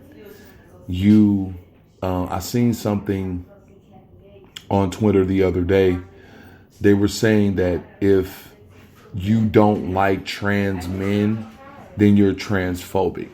Don't let that type of rhetoric diminish your masculinity. If you feel that you don't want a man with boobs or a chick with a dick, if you don't want that, that's cool. You don't let the powers that be make you feel away because of your standards. The old adage is, if you don't believe in something, you will fall for anything. So it's a lot of anything going on around here right now. Don't fall for it, fellas. Don't fall for it. Another thing, if you really like her, show her you like her. Buy her something for her birthday. Buy her something for Christmas. Take her out. Show her a good time. It's cool to show people that you like them. If you happen to like more than one woman, more than one beautiful individual, that's cool. You like who you like. But be 100 in that like. Be transparent in that like. I heard something on the Joe Budden podcast that they were saying that women don't want 100% of the truth. And as a man, you have to be very mindful of the truth that you give women. And I would like to respectfully disagree with that. I feel that you have to give people the 100% of the truth. And with that truth, they can then do whatever they want with it. What they do with that truth, you have no power. You have no recourse. You can't do anything about that.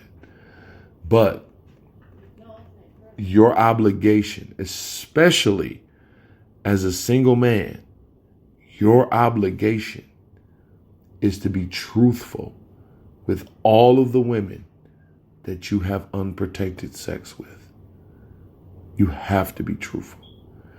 And with that said, I would like to say that woman, she's not thick. She's sitting on a flat surface. That is not her women's intuition. She went through your phone. She's not funny. She stole all of her brother's jokes. And I thank everybody for listening. I appreciate you guys. I'm currently in Facebook prison at the time, so everybody that's been sending me friend requests and adding me on to their timelines and doing all those type of things, I really do appreciate you. I can't see anything. I can see it, but I can't reply. I appreciate everybody that's listening. You guys have a great evening. Thank you for listening to the Saturday edition of Everybody Hates Sleep. I am your host, Mark Maxwell. Shout out to my co-host, No Hard London. Shout out to my esteemed special guest, Mo Better 0805. You can find both of those individuals on IG. Shout out my sister, my cousin, not my sister, my cousin Tandra. Shout out La La Libations. She got a bartending class coming up on the 14th. My sister will be a part of it. If you want any information about that bartending class, I will be posting it on Twitter. My handle on Twitter is IBHW1213. I appreciate y'all, man. I really do. Hoss out. You're a fighter, you're a lover. You're strong and you recover from whatever gets you down. And there's so many reasons. Anytime is the right time to be with you. Hello, Detroit. You've won my heart. Your renaissance and waterfronts give you a flair of your own. Irresistible you, hug and kissable you. You're alive with so much feeling, and I will always be there for you. I will say, oh, little prayer for you, and I will always care for you. Hello, Detroit. You've touched my soul. Thanks for the memories I cherish so. Winter, spring, summer, and fall. You got it all. Hello,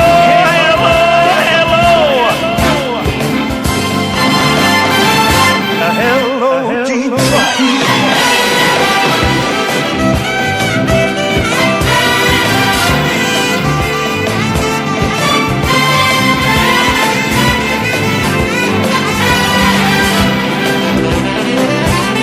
On a stroll through Belle Isle Park, Greek town after dark, you instill in the young the will to become stars and champions. Hello, my friend. How have you been? It's in the air, it's everywhere. The magical touch of you, irresistible you. Hug and kiss you.